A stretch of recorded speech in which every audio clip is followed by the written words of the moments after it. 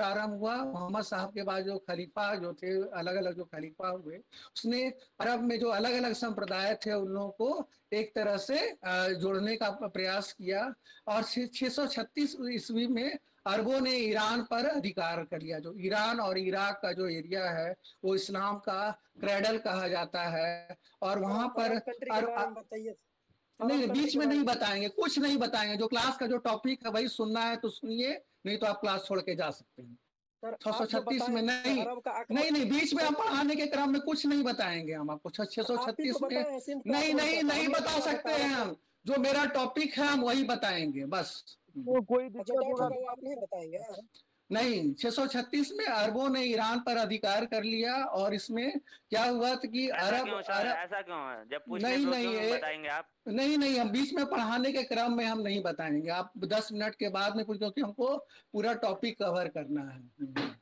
तो उसमें ठीक अरबों है, ने, हाँ 10 मिनट लेंगे हाँ सर हम बाद में। हाँ, बस अंत में, बीच में आप डिस्टर्ब मत कीजिए। हाँ, you can not okay sir. Dictate terms on me. हाँ, okay do okay. Your business. हाँ, इसमें क्या हुआ था कि जो धन लूटना, मतलब जो जितने सारे जो अरब के जो चचनामा के अनुसार जो बंबई के निकट जो जब पहली बार जब अरबों ने आक्रमण किया तो उनको सफलता नहीं मिली। उनको बहुत संघर्ष का कर, जो शुरू के जो 2 अभियान हुए थे अरब लोग का, उसमें उनको अपेक्षित सफलता नहीं मिली। इसमें अरब के 2 सेनापति भी मारे गए, क्योंकि भारत के जो शासक थे उन्होंने प्रतिरोध किया।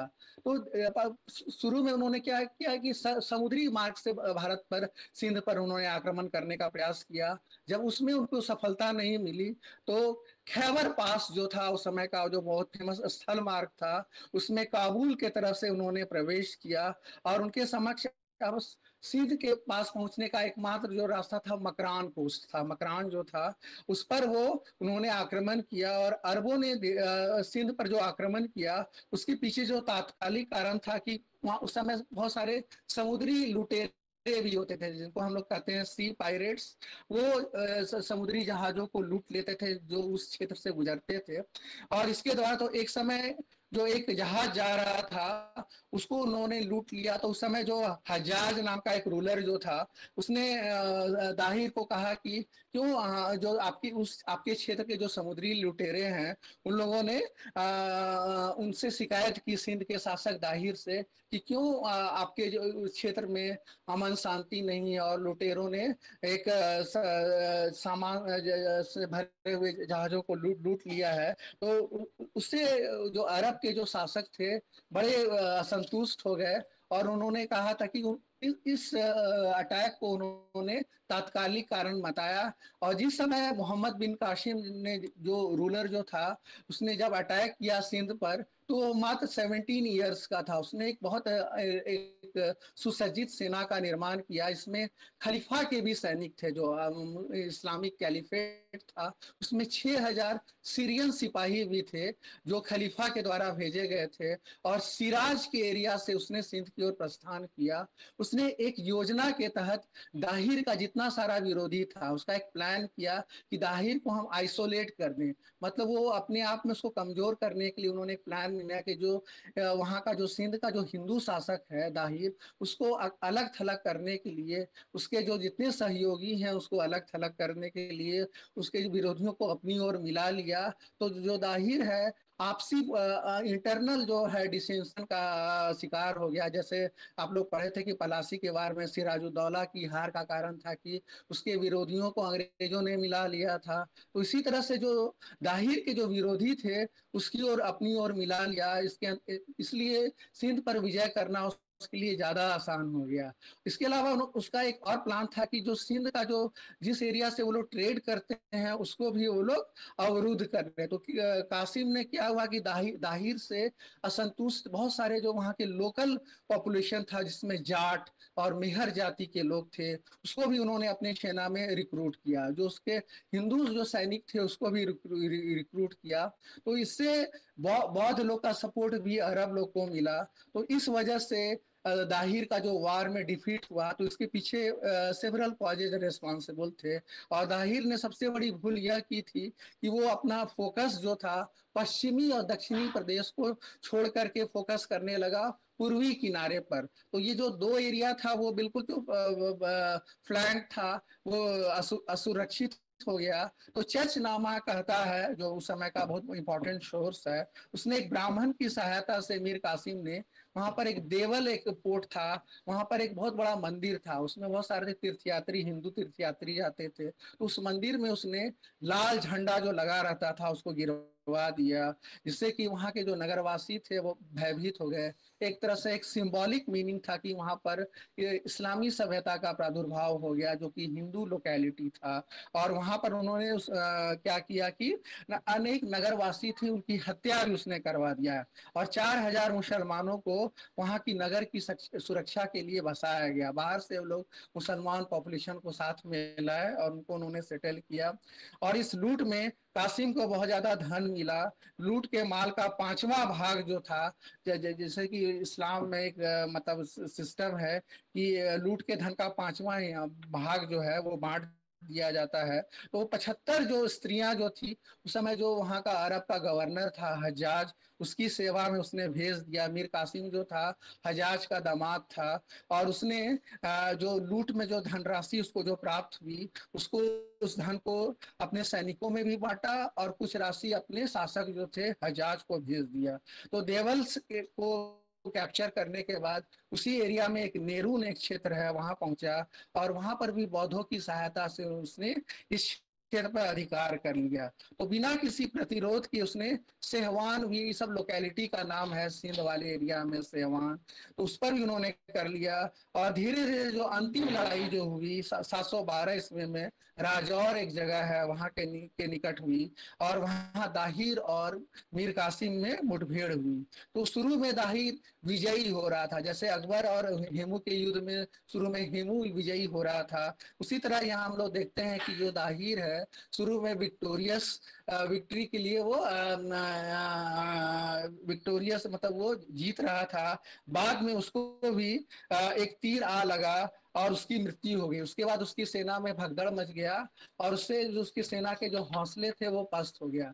जब लीडर ही अगर मतलब उसका डेथ हो जाता है तो उसके, लेकिन उसके बाद भी उसके जो पुत्र थे जय सिंह और उसकी विधवा रानी ने इस प्रतिरोध को जारी रखा। दाहिर की असफलता के क्या कारण थे? जो सिंध पर अटैक हुआ अरब का, उसमें दाहिर की पराजय के क्या कारण थे? यह प्रश्न उठता है कि आक्रमणकारियों ने कैसे इतने आसानी से दाहिर को पराजित किया। तो इसकी विफलता के कई कारण थे।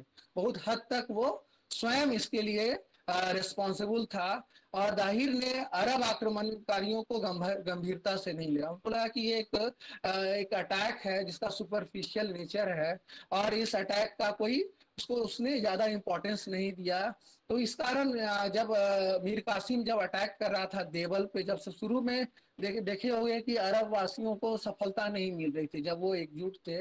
बाद में क्या हुआ कि धीरे धीरे जब इंटरनल डिसेंशन होने लगा और आपस में जब फूट हो गया, तो फूट डालो और राज करो की जो नीति है रोमन्स लोग का, वो शुरू से ही इन लोगों ने भी अटैक किया। और धीरे धीरे इनके पास जल बेड़े भी थे। इनका जो नौसैनिक जो था, नौसेना जो था वो ज्यादा उन्नत था।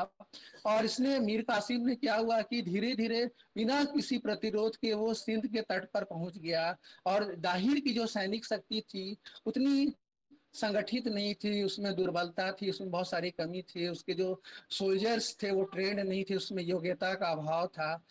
दूसरी ओर जो अरब लोग का जो आर्मी जो था, मीर कासिम की जो सेना थी वेल ट्रेंड थी, उसको उसने अपनी सेना का एक वेल प्लान तरीके से एक प्लान किया था। जो इन्वेजन था वो प्लान था, और उसने सेना का जो संचालन था बहुत सुचारू रूप से किया था।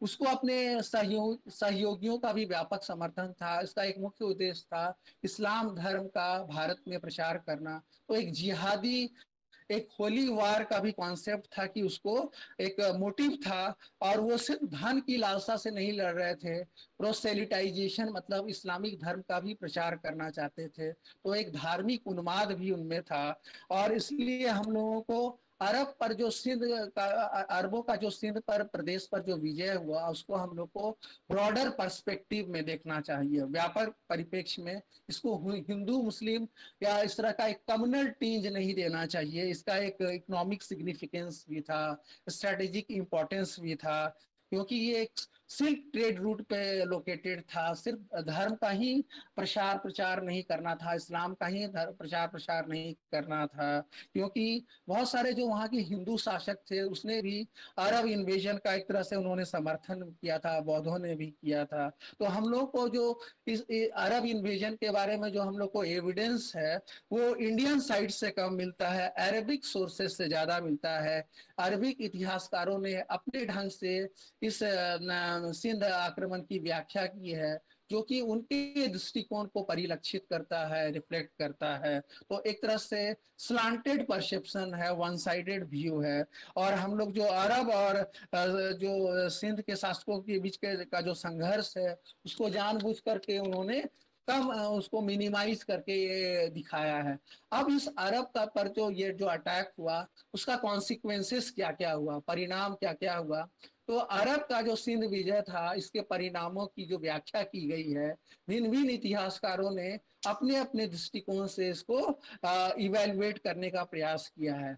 एक बहुत फेमस अंग्रेज इतिहासकार लेनपूल थे, उनके विचार में उनका यह मानना था कि सिंध की जो विजय है, भारत और इस्लाम के इतिहास में एकमात्र घटना मात्र थी। इसका कोई लार्जर कॉन्सिक्वेंसेज नहीं हुआ, फार रीचिंग कॉन्सिक्वेंसेज नहीं हुआ, एक मात्र इवेंट था। और इसका जो परिणाम जो था, वो मतलब एक विजय मात्र थी, इसका कोई ज्यादा लार्जर सिग्निफिकेंस नहीं था। उसी तरह से एक और कॉलोनियल हिस्टोरियन है वुल्जले हेग ने, उसने भी इस घटना को एक प्रसंग मात्र माना है, एक इवेंट के रूप में ही माना है। आरसी मजूमदार जो एक नेशनलिस्ट हिस्टोरियन थे, उनका मानना था कि ये एक महत्वहीन परिणाम वाली घटना थी। एक ऐसी घटना थी जिसका जो परिणाम था, उसका महत्व ज्यादा नहीं था, इकोनॉमिक कंसिक्वेंसेस ज्यादा नहीं था। इन विद्वानों के अनुसार कोई अस्थाई परिणाम, कोई परमानेंट कॉन्सिक्वेंसेस नहीं हुआ। लेकिन दूसरे खेमे के जो इतिहासकार हैं, विद्वान हैं, उनका कहना था कि ये जो अरब आक्रमण था, एक युगांतकारी घटना थी, इसको हम लोग ऐसे डिसमिस नहीं कर सकते हैं। उन्होंने यह प्रमाणित करने का प्रयास किया कि इससे पूरा उत्तर भारत जो है, नॉर्थ इंडिया है, वो इफेक्टेड हुआ। तो जितना लोग ब्रांड करते हैं कॉलोनियल हिस्टोरियन की, इसका कोई सिग्निफिकेंस नहीं था। तो हम लोग को यह स्वीकार करना पड़ेगा कि ना ये महत्वहीन ही था, ना बहुत ही महत्वपूर्ण था। ये दोनों के बीच में एक हम लोग को सामंजस्य स्थापित करना होगा। और राजनीतिक दृष्टि से भी इसको महत्वहीन मानना हम लोगों को हमारी गलती होगी, क्योंकि एक विद्वान के अनुसार मतलब एक नई चुनौती इसने लोगों के सामने प्रस्तुत की। और इसने जब अरबों का सिंध पर आक्रमण हुआ, तो उस समय जो भारतीय शक्तियां थी, वो एक तरह से विघटन का कगार था। 800 से 1200 के बीच में डिसइंटीग्रेशन का था। आर एस शर्मा इसको भारतीय सामंतवाद का फेज भी कहते हैं। और धीरे धीरे पावर का डिसेंट्रलाइजेशन हो रहा था। तो ये अटैक था, लोगों को संगठित करने का प्रयास किया। उस समय जो प्रमुख शक्तियां थी, गुर्जर प्रतिहार, राष्ट्रकूल और चालुक्य, उन लोगों ने इस अटैक को का सामना करने के लिए अपने को फिर से ऑर्गेनाइज किया, और उन्होंने फिर से रिस्टोर करने का प्रयास किया कि जो भारत की जो प्रतिष्ठा है। तो सिंध विजय के पश्चात जो क्या हुआ, तो धीरे धीरे जो इस्लाम का जो एक्सपेंशन हुआ, वो इंडियन सब कॉन्टिनेंट में भी होने लगा, क्योंकि अभी तक इस्लाम का प्रचार प्रसार अफ्रीका, एशिया और यूरोप तक हो चुका था। तो कुछ इतिहासकार, एक एलिफिस्टन नाम के एक हिस्टोरियन है, उन्होंने प्रतिहारों का जो उदय हुआ, उनकी जो श्रेष्ठता साबित हुई, वो उन लोगों ने अरबों के गुजरात में विस्तार को रोकने का प्रयास किया। बहुत सारे जो भारतीय शासकों ने प्रबल विरोध किया, उसमें गुर्जर प्रतिहार का नाम बहुत महत्वपूर्ण है। और उन्होंने इस आक्रमण का प्रतिरोध किया। और तो इस समय क्या हुआ कि अरब लोग ने भी, बहुत सारे ट्रैवलर्स भी आए थे अरब लोगों के। अल मसूदी जो था, सुलेमान, इन लोगों ने सिंध घाटी की यात्रा की और उन्होंने वृतांत लिखा। फॉरेन ट्रैवलॉग भी है जो हम लोग का एक इम्पॉर्टेंट सोर्स है। अल मसूदी ने 915 ईस्वी में सिंधु घाटी की यात्रा की, और वह चर्चा करता है कि सिंधु नदी के तट तट पर अरबों ने एक नए शहर का निर्माण किया। उसका नाम था अल महफूजा।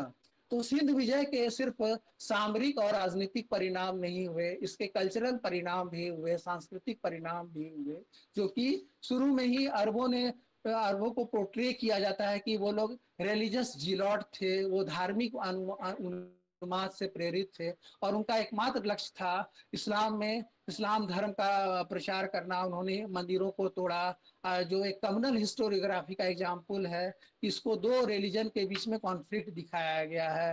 वहां पर मंदिरों को तोड़कर मस्जिद का निर्माण किया गया, वहाँ की हिंदू जनता को प्रताड़ित किया गया। जैसे वो लोग जो धिम्मी कहते हैं, जो गैर मुस्लिम जो होते हैं, उनकी हत्याएं करवाई गई, उनके ऊपर जजिया टैक्स इम्पोज किया गया, उन्हें गुलाम बनाया गया। लेकिन ऐसा नहीं है, सिर्फ वो लोग मराउडर नहीं थे, बारबेरिक नहीं थे। उनकी नीति में हम लोग एक पहलू दिखता है कि वो सिर्फ बाद में हम लोग देखते हैं कि मंदिरों का जो तोड़ना है वो बंद हो गया है। और बाद में वहां पर एक बहुत मुल्तान एक शहर है सिंध में, जो पाकिस्तान में है, वहां पर एक सूर्य मंदिर था। उस सूर्य मंदिर में हमेशा तीर्थयात्री जाया करते थे। तो उन लोगों ने देखा कि ये जो सूर्य मंदिर है, इसमें तीर्थयात्री जब आते हैं तो इससे उनको टैक्स भी मिलता है, व्यापार में भी बढ़ोतरी हो रही है। तो उन्होंने निश्चय किया कि जो सूर्य मंदिर है उसको तोड़ा नहीं जाएगा, उस पर रहने दिया जाएगा। तो मूर्ति भंजक जो आइकोनोक्लास्ट का जो इमेज है, वो एक तरह से कम्युनल जो ब्रिटिश हिस्टोरियन है, उनका एक मंशा था कि हिंदू मुस्लिम एक कम्युनल टींज दिया जाए। कोई भी इन्वेजन होता है, चाहे वो सोमनाथ का जो इन्वेजन है बाद में गजनवी, तो उन्होंने जानबूझ करके जो धार्मिक पक्ष है, उन्होंने अपने एक्सप्लेनेशन में उसको ज्यादा फोकस किया कि जो इस्लामिक जो अटैक हो रहा था, उसका मुख्य मकसद था धर्म का प्रचार करना, मंदिरों को तोड़ना, जबकि ऐसी बात नहीं थी। हिंदुओं में जो बहुत सारे जो जब सिंध पर अरबों का आधिपत्य स्थापित हो गया, तो बहुत सारे जो हिंदू थे उनको भी प्रशासनिक पद सौंपे गए, उन लोग को भी एडमिनिस्ट्रेटिव, जैसे कि अकबर ने बहुत सारे हिंदुओं को अपॉइंट किया था, तो उन लोगों को भी अपॉइंट किया गया, उन लोगों को भी रिलीजियस फ्रीडम दिया गया, धार्मिक स्वतंत्रता दी गई। और इस्लाम जो जो गैर इस्लामिक लोग थे उनको भी प्रोटेक्शन दिया गया। इसके बदले में उनको सिर्फ यही कहा गया कि आपको जजिया कर वसूला जाएगा। जिम्मी लोग जो थे, इसको जिम्मी भी कहते थे। तो अरबों ने भारत के साथ सोशल कांटेक्ट हुआ, कल्चरल कांटेक्ट हुआ, वैवाहिक संबंध भी किए, वो एसिमिलेट कर गए यहाँ की सभ्यता में। लोगों ने बहुत सारी हिंदू औरतों के साथ अपना वैवाहिक विवाह भी किया, और एक भारतीय मुसलमान जिसको कहते हैं इंडियन मुस्लिम, उसका एक नया वर्ग का प्रादुर्भाव हुआ, जो कि अरब से उनका कोई लेना नहीं था, वो इंडियन बॉर्न मुस्लिम्स थे। पहली बार एक जो नया वर्ग जो था इंडियन मुस्लिम, इसका हम लोग रेफरेंस इसी पीरियड में मानते हैं। अरबों ने भारत से अनेक बातें सीखी उनका, और अरब का जो इंडियन कल्चर का, इंडियन सभ्यता का, भारतीय दर्शन का, भारतीय ज्ञान विज्ञान की बातों का, सबसे पहले जो शिष्य थे वो अरब थे। यूनान से उन्होंने नहीं सीखा। तो अरब लोग का भारत के दर्शन का, ज्ञान विज्ञान का बहुत ज्यादा एक कल्चरल जो इंटरेक्शन हुआ, उससे अरबों को बहुत ज्यादा प्रभावित हुआ।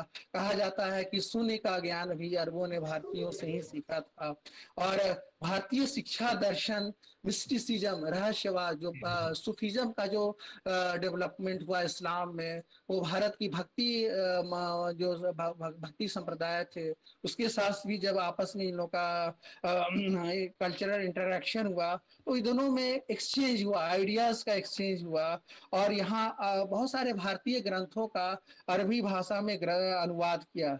जब मंसूर खलीफा था अब्बासी वंश के समय में, उसने एक बहुत बड़े ब्रह्मगुप्त नाम के एक बहुत बड़े जो खगोल शास्त्री थे, उन्होंने ब्रह्म सिद्धांत की रचना की, जिसमें एस्ट्रोनॉमी के बारे में, मैथमेटिक्स के बारे में बहुत ज्यादा हम लोग, और एक खंड खाद्य, जो बहुत सारा जो ट्रीटाइज था जो संस्कृत भाषा में था, उसको उन्होंने अरबी भाषा में, फारसी भाषा में अनुवाद कराया।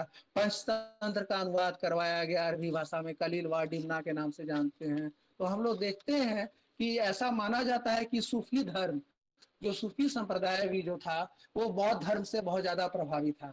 सूफीज्म जो था इस्लाम में हम लोग देखते हैं कि इस्लाम के बाद सूफी संप्रदाय का भी विकास हुआ, जो कि बहुत कुछ मिस्टिसिज्म से प्रभावित थे। चिकित्सा शास्त्र के किसी भी क्षेत्र में देखते हैं, ज्योतिष, रसायन और गणित, ये इन चीजों में अरबों अरब हमेशा भारत का ऋणी रहेगा, क्योंकि न्यूमेरल्स का ज्ञान जो था, हिंसा जिसको कहते हैं, रसायन, कीमियागार, एस्ट्रोनॉमी, गणित, इन चीजों में भारत जो था बहुत अग्रणी राष्ट्र था। गुप्त काल को जो स्वर्ण युग कहा जाता है, उस समय चरक, सुश्रुत या विज्ञान के क्षेत्र में अभूतपूर्व उन्नति थी। पाई का वैल्यू निकाला गया था। आर्यभट्ट, ब्रह्मगुप्त, वराहमिहिर, इन लोगों की हम लोग चर्चा पाते हैं। और ये अपने अपने क्षेत्र में बड़े आगे थे। उन्होंने बहुत सारा कृतियों की रचना की थी। और अरबों ने शून्य का ज्ञान भी, सिफर जिसको कहते हैं, वो भारत से सीखा था। अल बरूनी जिन्होंने तहकीकाते हिंद की रचना की थी, उन्होंने कहा था कि अरब के द्वारा जो प्रयुक्त बहुत सारे जो संख्या चिन्ह हैं, न्यूमरल साइंस हैं, वो हिंदू चिन्हों से, हिंदू स्वरूपों से निकले थे। तो हम लोग देखते हैं कि भारत का बहुत ज्यादा इम्पैक्ट पड़ा। ये सिर्फ जो इन्वेजन था उसका मिलिट्री एस्पेक्ट को ही जो पुराने हिस्टोरियंस हैं, लेनपुल, एल्फिस्टन या हेग, वो भारतीय नहीं थे, वो कॉलोनियल हिस्टोरियंस थे। और उनका मकसद ये दिखाना था कि भारत के सभ्यता में कुछ नहीं है। वो हमेशा से एक रेशियल सुपीरियॉरिटी था। और वो इस्लाम का जो इम्पैक्ट था उसको उन्होंने ज़्यादा हाईलाइट किया। अरब इन्वेजन में उन्होंने एक एकांगी वर्णन किया है। तो अरबों से संपर्क आने के बाद 8वीं शताब्दी में क्या हुआ कि सिंध, मुल्तान और पंजाब के कुछ भागों पर अरबों का राजनीतिक प्रभाव भी स्थापित हो गया। जो अरब का जो पॉलिटिकल इन्फ्लुएंस है वो 8th सेंचुरी में सिंध का जो इम्पोर्टेंट पोर्ट सब जो था, मुल्तान, पंजाब, सिंध, उस पे हो गया। अल मंसूरा, जब उन्होंने इस इन्वेजन के बाद उन्होंने क्या किया कि उन्होंने एक राजधानी बनाई, अरबों की राजधानी बनाई, जिसका नाम था अल मंसूरा। और इससे अरब विजय के परिणाम स्वरूप मुल्तान और सिंध में अरब लोग परमानेंटली सेटल हो गए। जब सेटलमेंट का पैटर्न हम लोग देखते हैं मुल्तान और सिंध में, तो अरब लोग जो थे वो धीरे धीरे अस्थायी रूप से वहां पर बसने लगे। और धीरे धीरे जो उनका प्रभाव क्षेत्र था वो विस्तृत होने लगा। गुर्जर प्रतिहार, जो उस समय का एक इम्पोर्टेंट इंडियन पावर था, उसने अरबों के प्रसार को रोकने की चेष्टा की। उस समय सिंध का जो गवर्नर था उसका नाम था जुनैद। जुनैद ने मारवाड़, मालवा, भड़ौच और सौराष्ट्र, ये जो गुजरात का जो कोस्टल एरिया है, राजस्थान का मारवाड़ जो है राजस्थान में है, मालवा मालवा जो है मध्य प्रदेश में है, भड़ौच और सौराष्ट्र है वो गुजरात में है। वो जो कोस्टल एरिया था जहाँ समुद्र तट से वो जुड़ा था, उस पर उसने अटैक किया और विजय प्राप्त की। गुजरात में जुनैद की जो सेना थी उसको चालुक्यों से सामना करना, चालुक्य भी एक इम्पॉर्टेंट पावर था दक्षिण भारत का, उसने जुनैद की जो सेना थी उसको परास्त किया।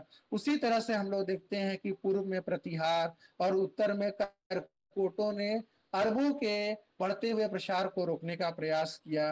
और व्यापार और वाणिज्य के प्रयोजन से जो अरब अरब लोग को लगा कि हम लोग सिर्फ अटैक करने के लिए नहीं आए हैं, उन्होंने उनका उनका लक्ष्य था कि भारत में इस्लाम का प्रादुर्भाव प्रसार तो किया ही जाए, व्यापार और वाणिज्य भी महत्वपूर्ण था। और वो एक सिर्फ भगोड़े एक अटैक किया और वापस अपने कंट्री लौट जाए, ये उनका उद्देश्य नहीं था। वो चाहते थे कि ये जो सिंध जो एरिया है, मतलब पश्चिमोत्तर जो प्रांत है, इसका एक इम्पॉर्टेंट पासवे है। इसी के माध्यम से हम लोग भारत में प्रवेश कर सकते हैं, स्थल मार्ग या समुद्री मार्ग से। तो यहाँ पर उन्होंने अपनी आबादी को बसाने का प्रयास किया। अरब जो सेटलर्स थे वहाँ पर उस प्रयोजन से परमानेंटली वहाँ पर उनका सेटलमेंट हो गया। और उनका साउथ के रूलर के साथ भी बहुत कॉर्डियल रिलेशनशिप था, जैसे कि राजपूत के साथ उनका बहुत सौहार्दपूर्ण संबंध हुआ। और राजपूतों ने उन्हें व्यापार और आवास की सुविधा प्रदान की। वहाँ के जो राजपूत रूलर्स थे वो भी एक तरह से ट्रेड करने के लिए इच्छुक थे, ये जो अरब पेनिनसुला के जो ट्रेडर्स थे। और वो राजपूतों को उन्होंने एक नई उपाधि दी, बलाहार की जो उपाधि थी उससे वो संबोधित करते थे। अल रूमा अल मसूदी ने अल रूमा के नाम से उनको कहा है। तो सुलेमान और अल मसूदी, एक प्रोमिनेंट जो एनसीईआरटी का किताब पढ़िएगा आप सतीश चंद्रा में, तो उसमें सुलेमान और अल मसूदी का रेफरेंस मिलता है। और उन्होंने उस समय जो राजपूत डायनेस्टी के दो प्रोमिनेंट लीडर्स थे, गोविंद थर्ड और इंद्र थर्ड, इसका उन्होंने बहुत ज्यादा प्रशंसा किया है। जो सुलेमान और इंद्र तृतीय था, उसके राज्य में शांति व्यवस्था कायम थी, अमन चैन कायम था। और उन्होंने रेफरेंस अल मसूदी के अनुसार कोंकण कोंकण जो गोवा वाला एरिया है, वहां पर सिराफ, बसरा, अमन और बगदाद, इस्लामिक कैलिफेट में उमैयद और अब्बासी कैलिफेट में बहुत ज़्यादा डेवलपमेंट हुआ ट्रेड एंड कॉमर्स का। उमैयद शासक जो थे या अब्बासी जो खलीफा के समय में हारून अल रशीद, अल मामून, इन लोगों ने क्या किया कि भारत जो था उसको उन्होंने हमेशा ध्यान में रखा। और वहाँ पर हम लोग को रेफरेंस मिलता है कि बगदाद, बसरा और सिराफ, ये तीन इंपॉर्टेंट सेंटर थे अरब पेनिनसुला में ट्रेड के। वहाँ से करीब 10,000 मुस्लिम जो हैं वो आकर सिंध प्रदेश में आकर वो लोग सेटल हो गए। और ये शो करता है उस समय में कि धीरे धीरे कोंकण के सिर्फ वो गोवा वाले एरिया में, कोंकण वाला जो महाराष्ट्र का जो एरिया है, इसके अतिरिक्त वो कहाँ कहाँ बस रहे थे। मालाबार में जो कि केरल वाले एरिया में है, आंध्र प्रदेश, मद्रास, मैसूर, गुजरात, काठियावाड़, इन क्षेत्रों में भी बड़ी संख्या में अरब पॉपुलेशन निवास करता था। इसके अतिरिक्त व्यापारिक संपर्क भी दोनों सभ्यताओं में बढ़ा, दोनों क्षेत्रों में पड़ा। अरब और सिंध के भारत का जो एकमात्र जो था वो सिंध वाले एरिया से अरब विजय के पश्चात क्या हुआ, 8वीं शताब्दी से 10वीं शताब्दी के मध्य में हिंद अरब व्यापार का जो सर्वाधिक विकास हुआ, वो अरब व्यापारिक संपर्कों का सर्वाधिक विकास हुआ। और भारतीय अरब व्यापार का सबसे अधिक विस्तार अरब खिलाफत के द्वारा, जब अब्बासी कैलिफेट से जो व्यापारिक सामान आते थे उसका एक्सचेंज आता था और उन्हें अरब साम्राज्य के विभिन्न भागों में भेजा जाता था। अरब साम्राज्य का जो अलग अलग हिस्सा था उसमें भेजा जाता था।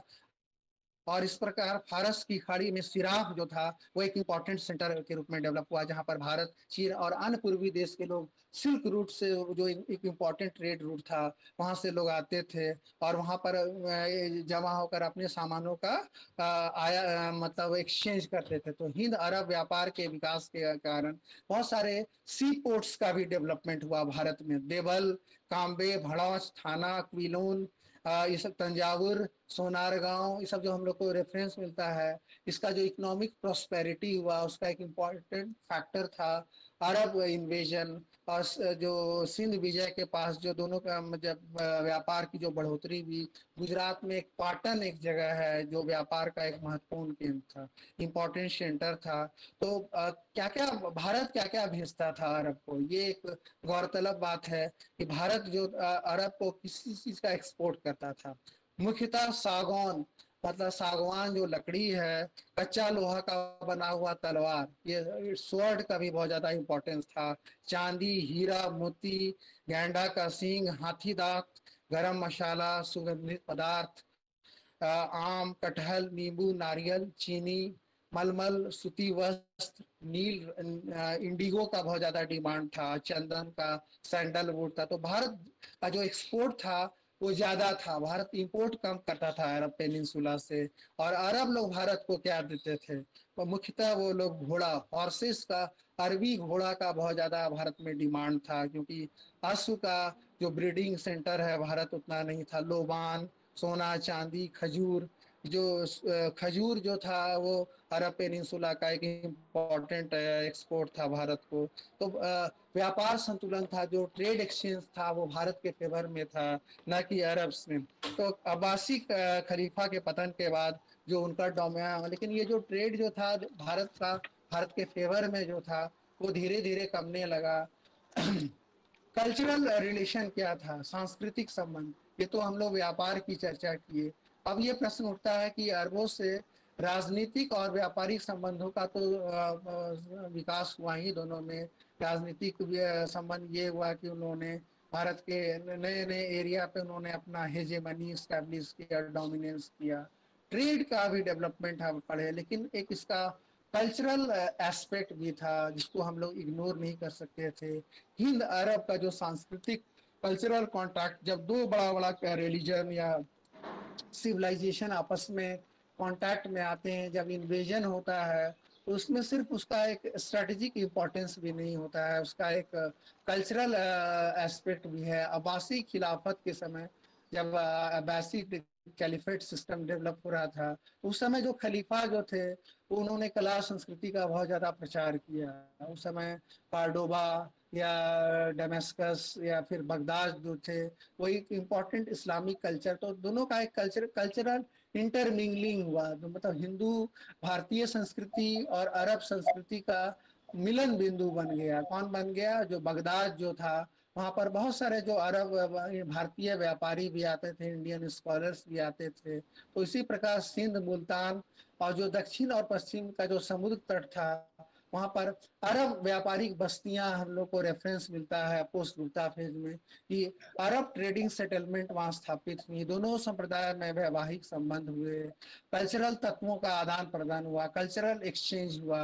और अनेक भारतीय विद्वान, जो भारत के जो स्कॉलर्स थे, फिलोसफर्स थे, मेडिसिन के क्षेत्र में भी भारत शुरू से ही बहुत आगे है। आप लोग को मालूम है चरक, सुश्रुत या वाग्भट, अष्टांग हृदय जो लिखा गया था, उन लोग को सर्जरी के बारे में, आयुर्वेद के बारे में, सब चीज़ के बारे में मतलब बहुत ज़्यादा नॉलेज था। आप लोग एंशिएंट इंडिया में पढ़ चुके हैं।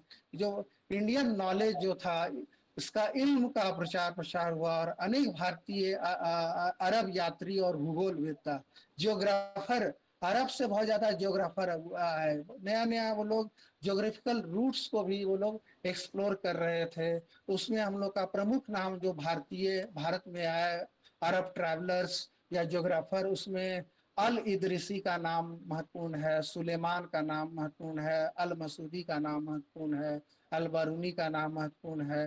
तो सबसे ज्यादा एस्ट्रोनॉमी या एस्ट्रोलॉजी, खगोल शास्त्र जो है, जो उसको हम लोग कहें, क्योंकि उस समय बहुत जो ज्योतिष विद्या में भारत का बहुत अग्रणीय स्थान था। जो लोग प्लानिटरी कंडीशन के बारे में, जो बहुत सारा जो ग्रहों की स्थिति है, खगोल शास्त्र जो है, आर्यभट्ट का आप लोगों ने नाम सुना होगा, जो पटना के खगोल का निवासी था, वारामिहिर, ब्रह्मगुप्त। गणित के क्षेत्र में भी जो भारतीय गणितज्ञ थे, उन्होंने पाई का वैल्यू जो निकाला था। तो इस तरह से हम लोग देखते हैं कि अरब लोग में बहुत ज़्यादा उत्कंठा थी। ग्रीक सिविलाइजेशन से भी उन्होंने जितना नहीं सीखा था, उतना उन्होंने भारतीयों से सीखा था। और अरब न्यूमरल्स जो हिंसा है, वो इंडियन न्यूमरल्स से बहुत ज़्यादा प्रभावित है। अल जाफरी नाम का एक स्कॉलर था जिसने सूर्य सिद्धांत का अरबी भाषा में अनुवाद किया। उन्होंने क्या किया था कि वो लोग संस्कृत नहीं जानते थे, तो संस्कृत से अरबी भाषा में वो लोग ट्रांसलेशन करते थे।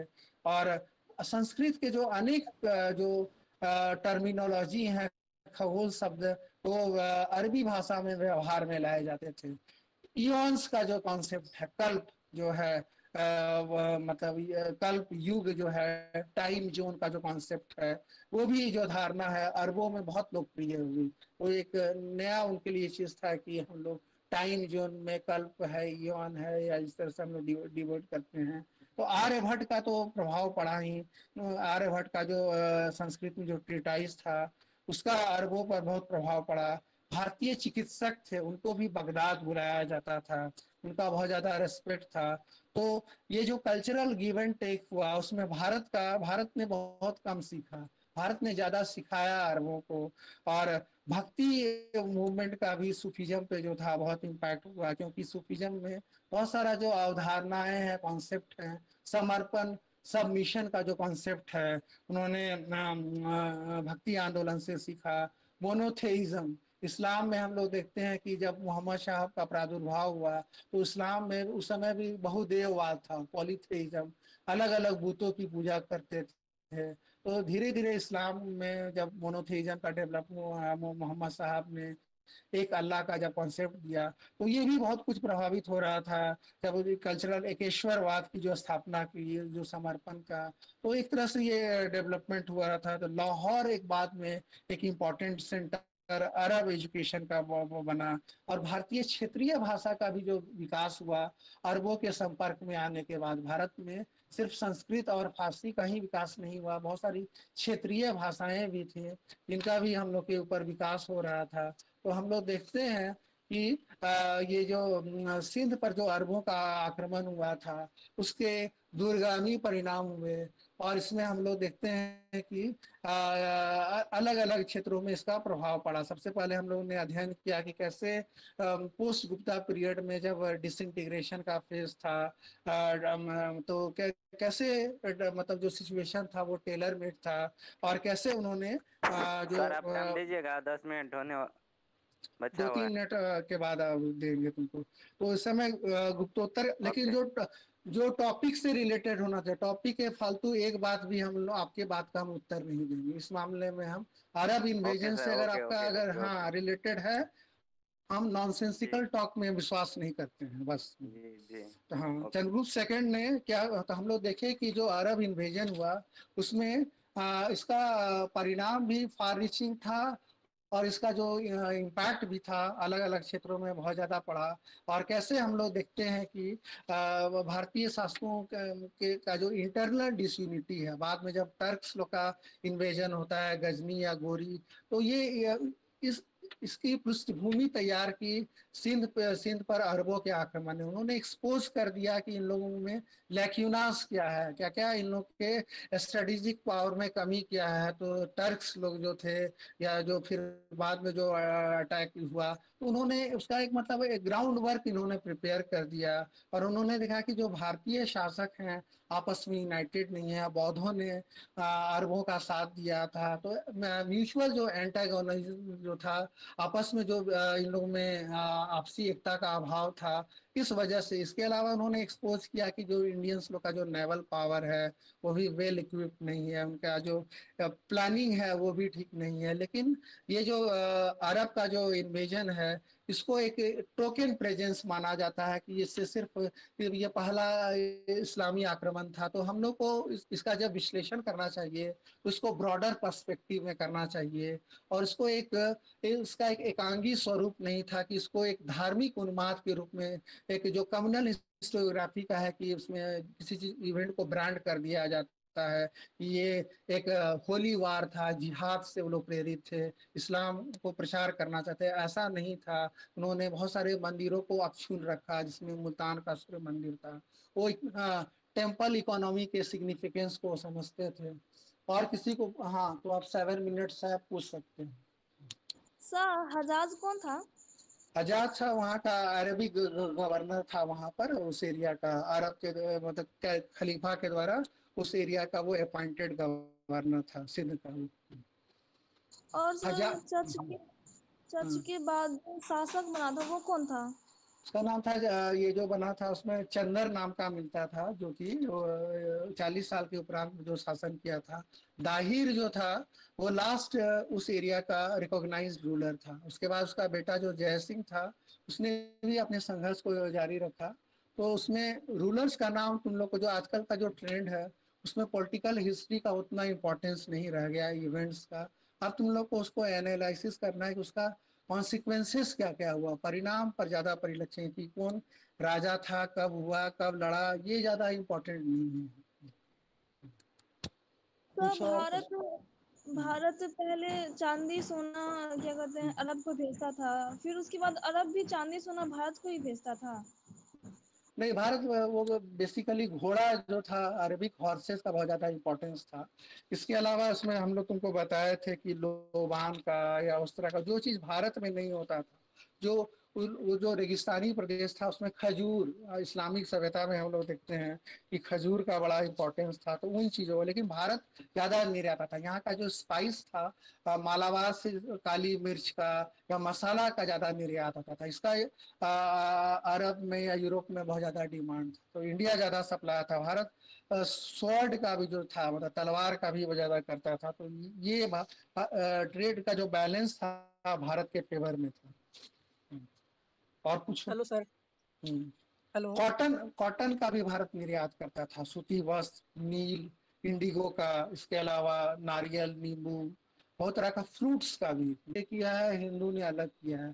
तो ये तो दृष्टिकोण पर, तो उसमें हम लोग का है कि हम लोग उसको सभी एंगल को, कोई भी जो विश्लेषण करते हैं तो हम लोग उसको होलिस्टिक टर्म में देखना चाहिए, कि उसका सिर्फ हम लोग एक पक्ष को हाईलाइट कर दिए कि उसने मंदिर तोड़ दिया, मोहम्मद को बिन कासिम ने हिंदुओं की हत्या करवाई, मंदिरों को लूटा, मुसलमानों को बसाया, हिंदू औरतों का इज्जत लूटा, ये कहना गलत है। हम लोग को ये देखना चाहिए कि उन लोग का कल्चरल एक्सचेंज भी हुआ, इंडियन लोग से उन्होंने बहुत कुछ सीखा, एस्ट्रोनॉमी में, मैथमेटिक्स में, मेडिसिन के क्षेत्र में। तो अगर वो सीखने की प्रवृत्ति नहीं रहती तो वो डिनाउंस कर देते कि हम लोग इंडियन, ये तो मलेच्छ लोगों की संस्कृति है, ये लोग हम लोग के अलग धर्म के हैं। तो ये क्यों हुआ कि दोनों में उन्होंने खुले दिल से भारतीय ज्ञान को स्वीकार किया, इनवाइट किया वहाँ के स्कॉलर्स को, बगदाद में, बसरा में, और इंडियन न्यूमरल्स को सुने का, या आर्यभट्ट का उन्होंने खुले दिल से उन्होंने स्वीकार किया, एक तरह से कल्चरल एक्सचेंज किया। तो एक तरह से जो उनका माइंड। सर सिकंदर का काबुल अभियान सर इसी सिकंदर का जो अभियान था वो वो सर तो अरब अलग अभियान चीज था। नहीं आएगा। नहीं, तो 327 BC में हुआ था, इसका हम लोग सर 712। काबुल ये कहाँ था? काबुल तो अफगानिस्तान वाले एरिया में आता है, वो वहाँ का कैपिटल है। ठीक है, 9 बज गया है, दूसरा क्लास शुरू होगा। Thank you sir. Thank you. Thank you sir. Thank you Guruji. Thank you sir. Thank you Thank you. Sir. Bye. Thank you, sir. Students, Bye. Jiten sir has already joined. He will take your next class. Jiten sir. Jiten sir, are you there?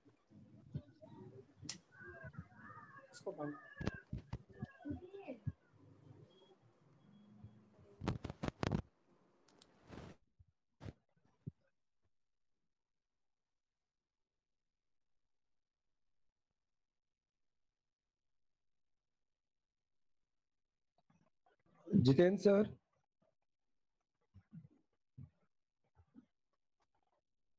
Hello. हाँ sir, please. हाँ sir. Yes sir, please start the class sir.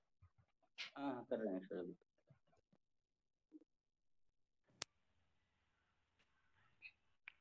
Good morning sir. Morning good sir. Morning. Good morning sir. Good morning sir. Good morning, sir. Good morning sir. Good morning. sir.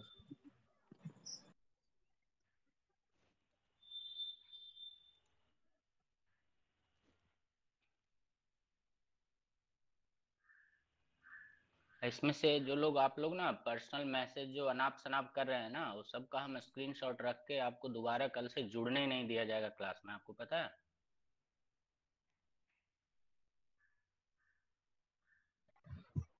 Students, आपको अगर please class maintain the में decorum of the class. Students, please don't write unnecessary messages in the message box. Everything is आपको going on अगर record. It may be disciplinary action taken against you. So please don't write anything unwanted. अगर आपको interest नहीं आ रहा हो तो आप silently class को लीव कर सकते हैं, बट आप पर्सनल चैट करना है तो आपस में बात कीजिए, यहाँ मत कीजिए।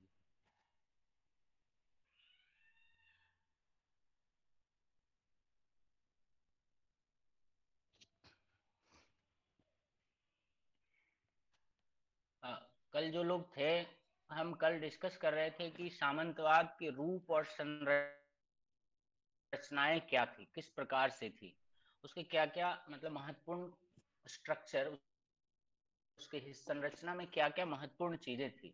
इसमें हम कल कुछ जिक्र कर रहे थे, अधिपति किसको कहते हैं, लॉर्ड, उसके अधीनस्थ जिसको हम वैसाल या समर्पण।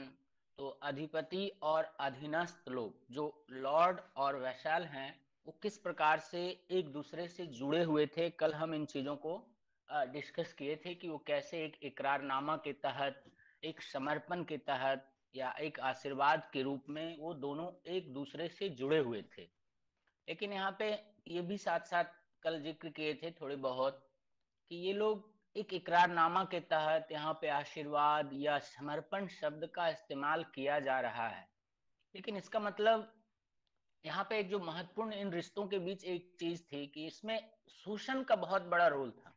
मतलब ये किसान लोग जो वैशल थे, अधिपति के जो अधीनस्थ लोग थे, उनका बहुत बड़े पैमाने पे इन अधिपतियों के द्वारा शोषण किया जाता था।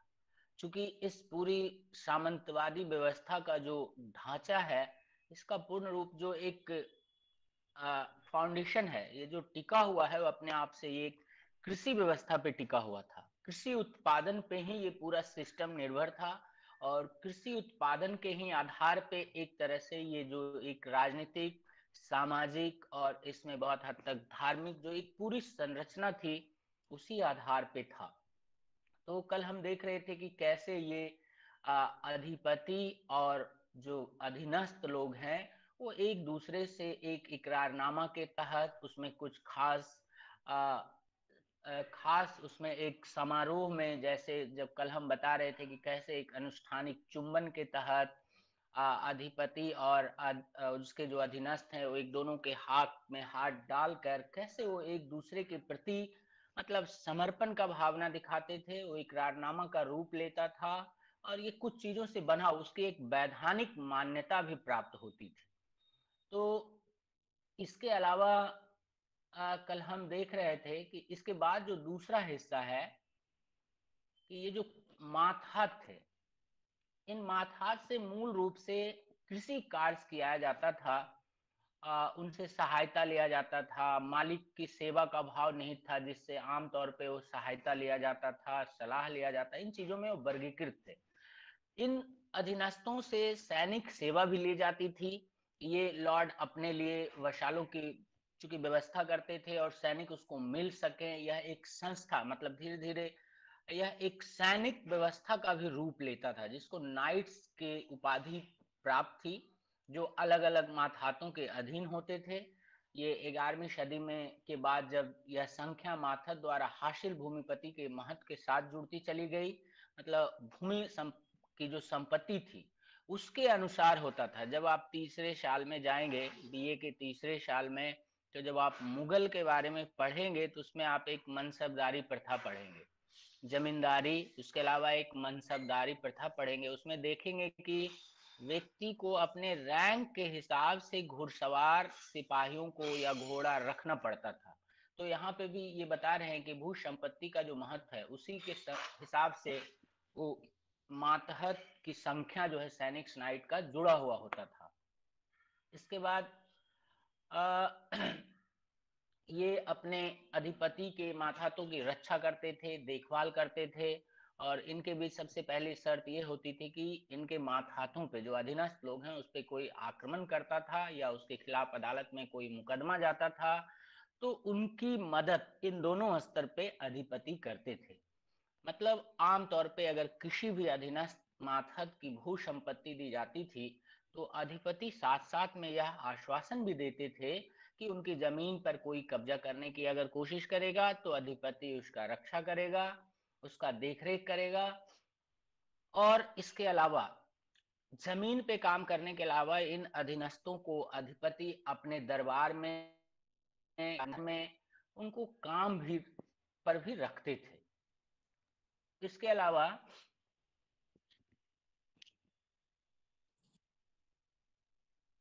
इसके बाद दूसरा जो हिस्सा इसमें पढ़ना है, अधिपति और अधीनस्थ के बाद भू संपत्ति जिसको फीफ कहते हैं, काश्तकारी जिसको टेनेमेंट्स कहते हैं और निजी भूमि अलॉट जिसके बारे में हम कल बात किए थे कि अलॉट जो भूमि का टुकड़ा, छोटा टुकड़ा या बड़ा टुकड़ा हो सकता था जो किसानों का या उनका निजी होता था, उस पे उनको किसी को कर नहीं देना पड़ता था।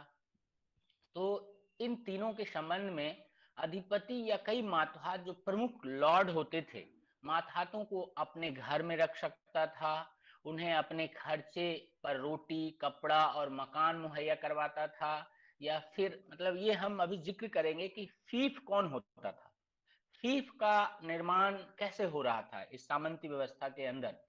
तो इसके संदर्भ में हम ये कह रहे हैं कि अधिपति जो ऊपर का लॉर्ड होता था या जो माथा क्या करता था कि कई माथातों को मतलब जो अधीनस्थ के लोग थे उसको जो प्रमुख लॉर्ड था, जो सबसे थोड़ा ऊपर का लॉर्ड था, जो ज्यादा पावरफुल शक्तिशाली होते थे कई चीजों में, संसाधनों में, वो इन मातहतों को अपने घर में रख सकते थे। उनके लिए वो रोटी, घर, कपड़ा और मकान की व्यवस्था करते थे, या फिर वो काम के बदले उनको एक संपदा या जमीन का टुकड़ा दे सकते थे, और उस जमीन के टुकड़ा से जो आय मिलती थी वो आप उससे वो मातहत अपने जीवन यापन करते थे। मतलब अधिपति अपने मातहत को जीवन यापन करने के लिए जो सुविधाएं प्रदान करता था, उसके बदले में उसे अपने मालिक की सेवा करनी पड़ती थी। मतलब ये मुफ्त में नहीं होती थी। और मातहत को मातहती के तहत जो भी जमीन मिलती थी या जमीन का टुकड़ा मिलता था, उसे बेनिफिस या फीफ कहा जाता था। समझ रहे हैं फीफ? जैसे आप अभी सर तो मातहत गांव को वगैरह में अब ये सिस्टम खत्म हो गया है। एक बंधुआ मजदूरी का नाम आप अपने घर में अपने पिताजी से, अपने दादाजी से या किन्हीं से पूछेंगे तो आपको बताएंगे, जो खास करके कृषक फैमिली से हैं, किसान परिवार से होंगे। हम लोग को पता है कि एक बंधुआ मजदूर का कॉन्सेप्ट होता था।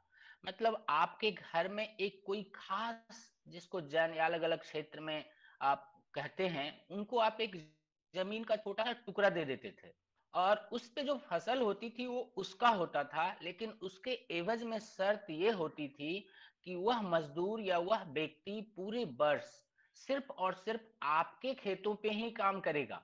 अगर आपके खेत में या आपके घरों में काम नहीं है, वैसी परिस्थिति में वो कहीं और काम करने के लिए स्वतंत्र होता था। तो यहाँ पे मतलब हालांकि ये फर्क है, हम नहीं कह रहे हैं कि हमारे यहाँ का जो बंधुआ मजदूर है, ये यूरोप का जो फीफ है वो एक था। आप थोड़े बड़े होंगे और थोड़ा और आप अध्ययन करेंगे, जब आप ग्रेजुएशन करने के बाद अगर पीजी में जाने का मौका मिलेगा, तो आप अर्ली मेडिएवल इंडिया, पूर्व मध्यकालीन भारत करके अलग से एक टॉपिक पढ़ेंगे। उसमें फिर से आप सामंतवाद पढ़ेंगे, लेकिन वह सामंतवाद आप भारतीय इतिहास के संदर्भ में पढ़ेंगे। तब आपको कुछ इन सारी चीजों से फिर से एक बार परिचित होने का मौका मिलेगा। तो यहाँ पे ये था। इसके बाद ये जो फीफ का निर्माण कैसे होता है ये आप समझ गए छोटे तौर पे।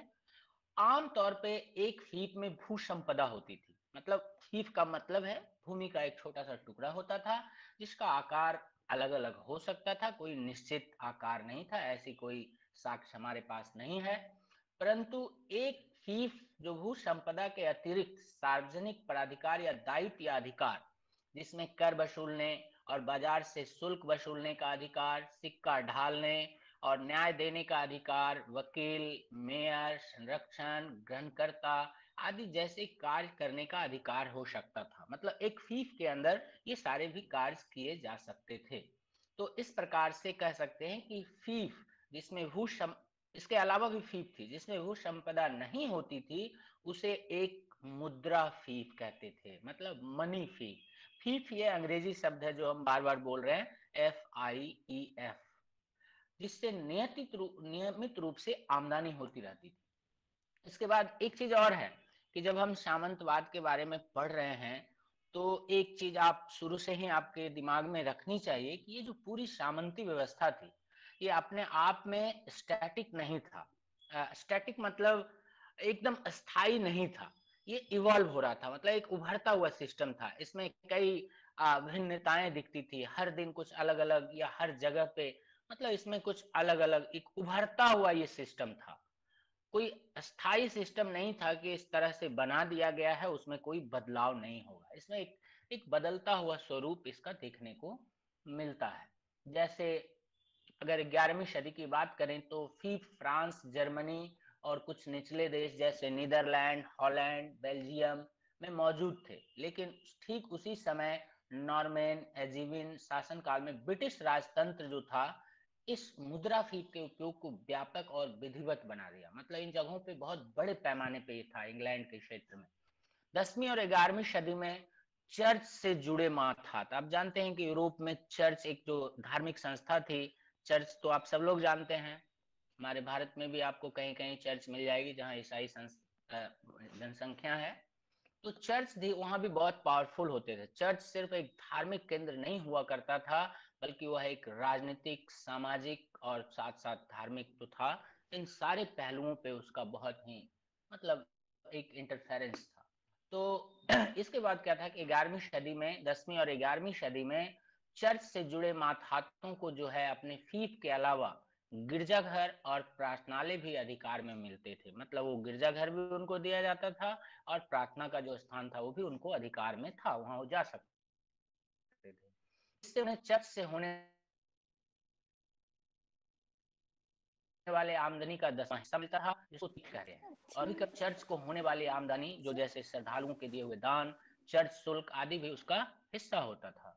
11वीं सदी में जब कुछ सुधार आंदोलन हुआ तो सबसे पहले इस तरह के फीफ को समाप्त कर दिया गया जो चर्च से संबंधित था और इस प्रथा को रोका गया। अब क्या है कि अधिपति और मातहत दोनों के संबंध और अधिकार की जो प्रकृति थी बदलती शताब्दियों में परिवर्तित होती रहती थी। जैसा कि हमने अभी कहा कि एक स्टैटिक अस्थायी व्यवस्था नहीं था, ये एक परिवर्तनशील था। इसका बदलता हुआ स्वरूप अलग अलग क्षेत्रों में देखने को मिलता है। तो इसका जो विरासतीकरण और सामंती अधिकार के उप विभाजन के कारण इसके अधिकारों में भी काफी परिवर्तन देखने को मिलता है। शुरुआती दौर में अगर देखें तो सामंती काल के जो रोमन कानून के अनुसार स्वामित्व का अधिकार जो लॉर्ड था, अधिपति के पास था, जबकि मातहत जो वैसल हैं उसको सिर्फ संपत्ति के उपयोग का अधिकार था। मतलब संपत्ति का मालिक लॉर्ड था और उस संपत्ति का सिर्फ उपयोग करने का अधिकार हमारे वो उन वैसल के पास था। और 9वीं सदी के बाद देखें तो स्थिति फिर से बदलने लगती है और वह जमीन पर अपना अधिकार जमाने लगता है धीरे धीरे ये मातहत। इस प्रकार क्या होता है कि अधिपति की ताकत कम होने लगती है। आप हमारे पढ़ाने या बताने में देखेंगे एक चीज, क्योंकि ये टॉपिक पढ़ने का मतलब है कि सामंतवाद को समझते हुए हमें आगे बढ़ना है कि ये जो व्यवस्था थी अपने आप उदय से लेकर एक चढ़ाव पे जाता है और फिर कैसे ये पतन की ओर अग्रसर होता है। तो हम जो बातें कर रहे हैं उसमें आप देखेंगे कि आपको धीरे धीरे किसी एक का अधिकार कम होता जाएगा, किसी दूसरे का अधिकार बढ़ता जाएगा अगर अधिकार के क्षेत्र में है। फिर संपत्ति का भी स्वरूप बदलेगा।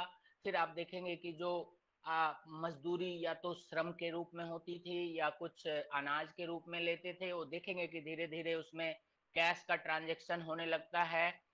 शुरू में हमने कहा था कि व्यापार रुक गई थी, धीरे धीरे आप देखेंगे कि व्यापार का कैसे एंट्री होता था। तो ये पढ़ाने के दरम्यान में आपको धीरे धीरे समझ में आने लगेगी कि ये संस्था अपने आप में कैसे आगे बढ़ते हुए फिर पतन की ओर अग्रसर होते चली जाती है। हालांकि पतन से संबंधित कई कारण हैं, विद्वानों के बीच इसके पतन को लेकर एक मत नहीं है, अलग अलग विद्वानों का अलग अलग मत है, इसलिए हम कोई एक कारण का जिक्र नहीं करेंगे। थोड़ी देर बाद हम इनके पतन के कारण पे भी आएंगे। तो ये स्ट्रक्चर की ही बात कर रहे हैं। अब जो फीफ था, मातहत की बपौती या पैतृक संपत्ति होने लगी थी, समझ रहे हैं ना। अभी इनको दिया जाता था सिर्फ उपयोग के लिए, लेकिन धीरे धीरे वो उनकी संपत्ति के रूप में बदलने लगता है। इसके बाद क्या होता है कि मूलतः एक मातहत को अपना जीवन यापन करने के लिए वेतन के रूप में फीस दिया जाता था। जैसा कि कल हमने आपको कहा था जब आप राकेश सर के साथ गुप्त साम्राज्य के बारे में पढ़ रहे थे कि ठीक यही गुप्त साम्राज्य है जिसके अंतिम क्षण के समय से भारतीय सामंतवाद एक वैसी राजनीतिक, आर्थिक और सामाजिक व्यवस्था का प्रादुर्भाव देखने को मिलता है जिसके बड़े कुछ भारतीय इतिहासकारों ने यूरोपियन सामंतवाद को आधार बनाते हुए उसे भारतीय सामंतवाद के रूप में अध्ययन करने का प्रयास किया है। तो ठीक वहां भी इसी तरह की चीजें, कई चीजें हैं जो कॉमन देखने को मिलेगी आपको। तो अब क्या है कि इन मातहत को अपना जीवन जीने के लिए वेतन के रूप में उनको फीस दिया जाता था और सिद्धांततः यह जो थ्योरेटिकली ये मातहत की मृत्यु होने के बाद करार समाप्त हो जाता था और उस फीस पे पुनः अधिपति का संपूर्ण अधिकार हो जाता था, क्योंकि यह मातहत जो था हेरिडेटरी नहीं था, अनुवांशिक नहीं था। अब इसका थोड़ा डिटेल हम स्कीप करेंगे कि एक कैसे धीरे धीरे ये मातहत के जो परिवार के लोग हैं वो इसके उत्तराधिकारी के तौर पे अपने आप को देखने लगते हैं। धीरे धीरे वो कई बार संघर्ष करते हैं और उनके संघर्ष का ये परिणाम होता है कि एक समय के बाद ये फीस भी जो है मतलब उत्तराधिकार का रूप ले लेता है। मतलब जब तक कि अब किसी के मृत्यु के बाद उनके जो उत्तराधिकारी हैं या उनके पुत्र हैं इस फीस का अधिकारी हो जाते थे। इस हिस्सा को हम थोड़ा स्कीप कर रहे हैं जब आप खुद से पढ़ेंगे तो आप इसको डिटेल में पढ़ सकते हैं। मतलब एक संघर्ष के बाद तो आप यहाँ पे एक चीज देखने वाली बात है कि जो मातहत का कोई अधिकार नहीं था, सिर्फ वो अपने अधिपति के अंदर थे, वो धीरे धीरे अपने अधिकारों के लिए लड़ने लगते हैं। मतलब वो अपनी स्थिति में सुधार करने के लिए लगातार संघर्षरत दिखते हैं, और शायद यही वो कारण बनेगा जो सामंतवाद को पतन की ओर ले जाएगा और एक नई व्यवस्था जो पूंजीवादी व्यवस्था है उसका जन्म का आधार बनता है। तो इसी चूंकि कई विद्वानों का ये भी मानना है कि सामंतवाद का पतन जो है कोई बाहरी कारण से नहीं, बल्कि इसके अंदर का जो इनर कन्फ्लिक्ट है, अंदर की जो अंतर कलह है उसके वजह से। तो उसमें ये सब चीजें आपको देखने मिलेगी। एक समय के बाद ये फीफ जो है अनुवांशिक हो जाता है, लेकिन फीफ के अनुवांशीकरण और जो विरासतीकरण है इसका भी विरोध होता है, और ये हालांकि एक अविभाज्य अधिकार है, और इस पर धीरे धीरे फीफ का विभाजन शुरू हो जाता है। तो फीफ का जब विभाजन शुरू होगा, जैसे मतलब फीफ पहले अनुवांशिक हो जाएगा, हेरिडेटरी हो गया, उसके बाद उसके बीच में फीफ का विभाजन होगा। मान लीजिए किसी का 2 पुत्र है या उसके परिवार में कई और सदस्य हैं, तो धीरे धीरे यह फीफ का भी विभाजन होगा, तो फिर से एक उप सामंतीकरण का उदय होगा। मतलब एक सामंती व्यवस्था को पढ़ रहे हैं, अब उसके अंदर एक सामंती व्यवस्था देखने को मिलेगी जिसको उप सामंतीकरण या सब फ्यूडलिज्म कह सकते हैं, और इसको कई विद्वान अपने अपने हिसाब से समझने का प्रयास करते हैं। जैसे जैसे एक मातहत अपने फीफ को अपनी व्यक्तिगत संपत्ति समझने लगते हैं, वैसे वैसे वह उसे अपने परिवार की अन्य वस्तुओं के समान इसे अपनी संपत्ति समझने लगा, और यही सोच विकसित हुई और जिसका लाभ उसके सभी बच्चों को मिलना चाहिए था। इस तरह का मतलब फीफ के अनुवांशीकरण से जुड़ा हुआ है। इसका परिणाम यह हुआ कि फ्रांस और जर्मनी के बहुत सारे हिस्सों में धीरे धीरे फीफ का बंटवारा होता चला गया। इंग्लैंड में जो पुरुष ज्येष्ठाधिकार का प्रचलन चला, जैसे आप पढ़ेंगे, जब आप एंशियंट में पढ़े हैं गुप्त में, तो प्राइमोजेनेचर का लॉ होता है, मतलब राजा का बड़ा पुत्र ही राजा होता है, ऐसा आपने पढ़ा होगा, है ना, ये एक रूल था। तो इसी वजह से कई बार आप देखते हैं, आगे पढ़ेंगे मध्यकालीन में कि एक जैसे अकबर है या जहांगीर है, हुमायूं है, शाहजहां है, उनके पुत्रों के बीच लंबे समय तक युद्ध होता है राज्य अधिकार की प्राप्ति के लिए। बड़े बेटा को न मिल जाए, अगर वो कोई छोटा बेटा विद्रोह करता था और कई को मारना पड़ता था, उसके बाद एक कई बार अपने पिता की भी वो हत्या करते थे, शाहजहां को जैसे कैद करके रखा था। ये सब आप पढ़ेंगे जब मध्यकालीन भारत का इतिहास पढ़ेंगे तब।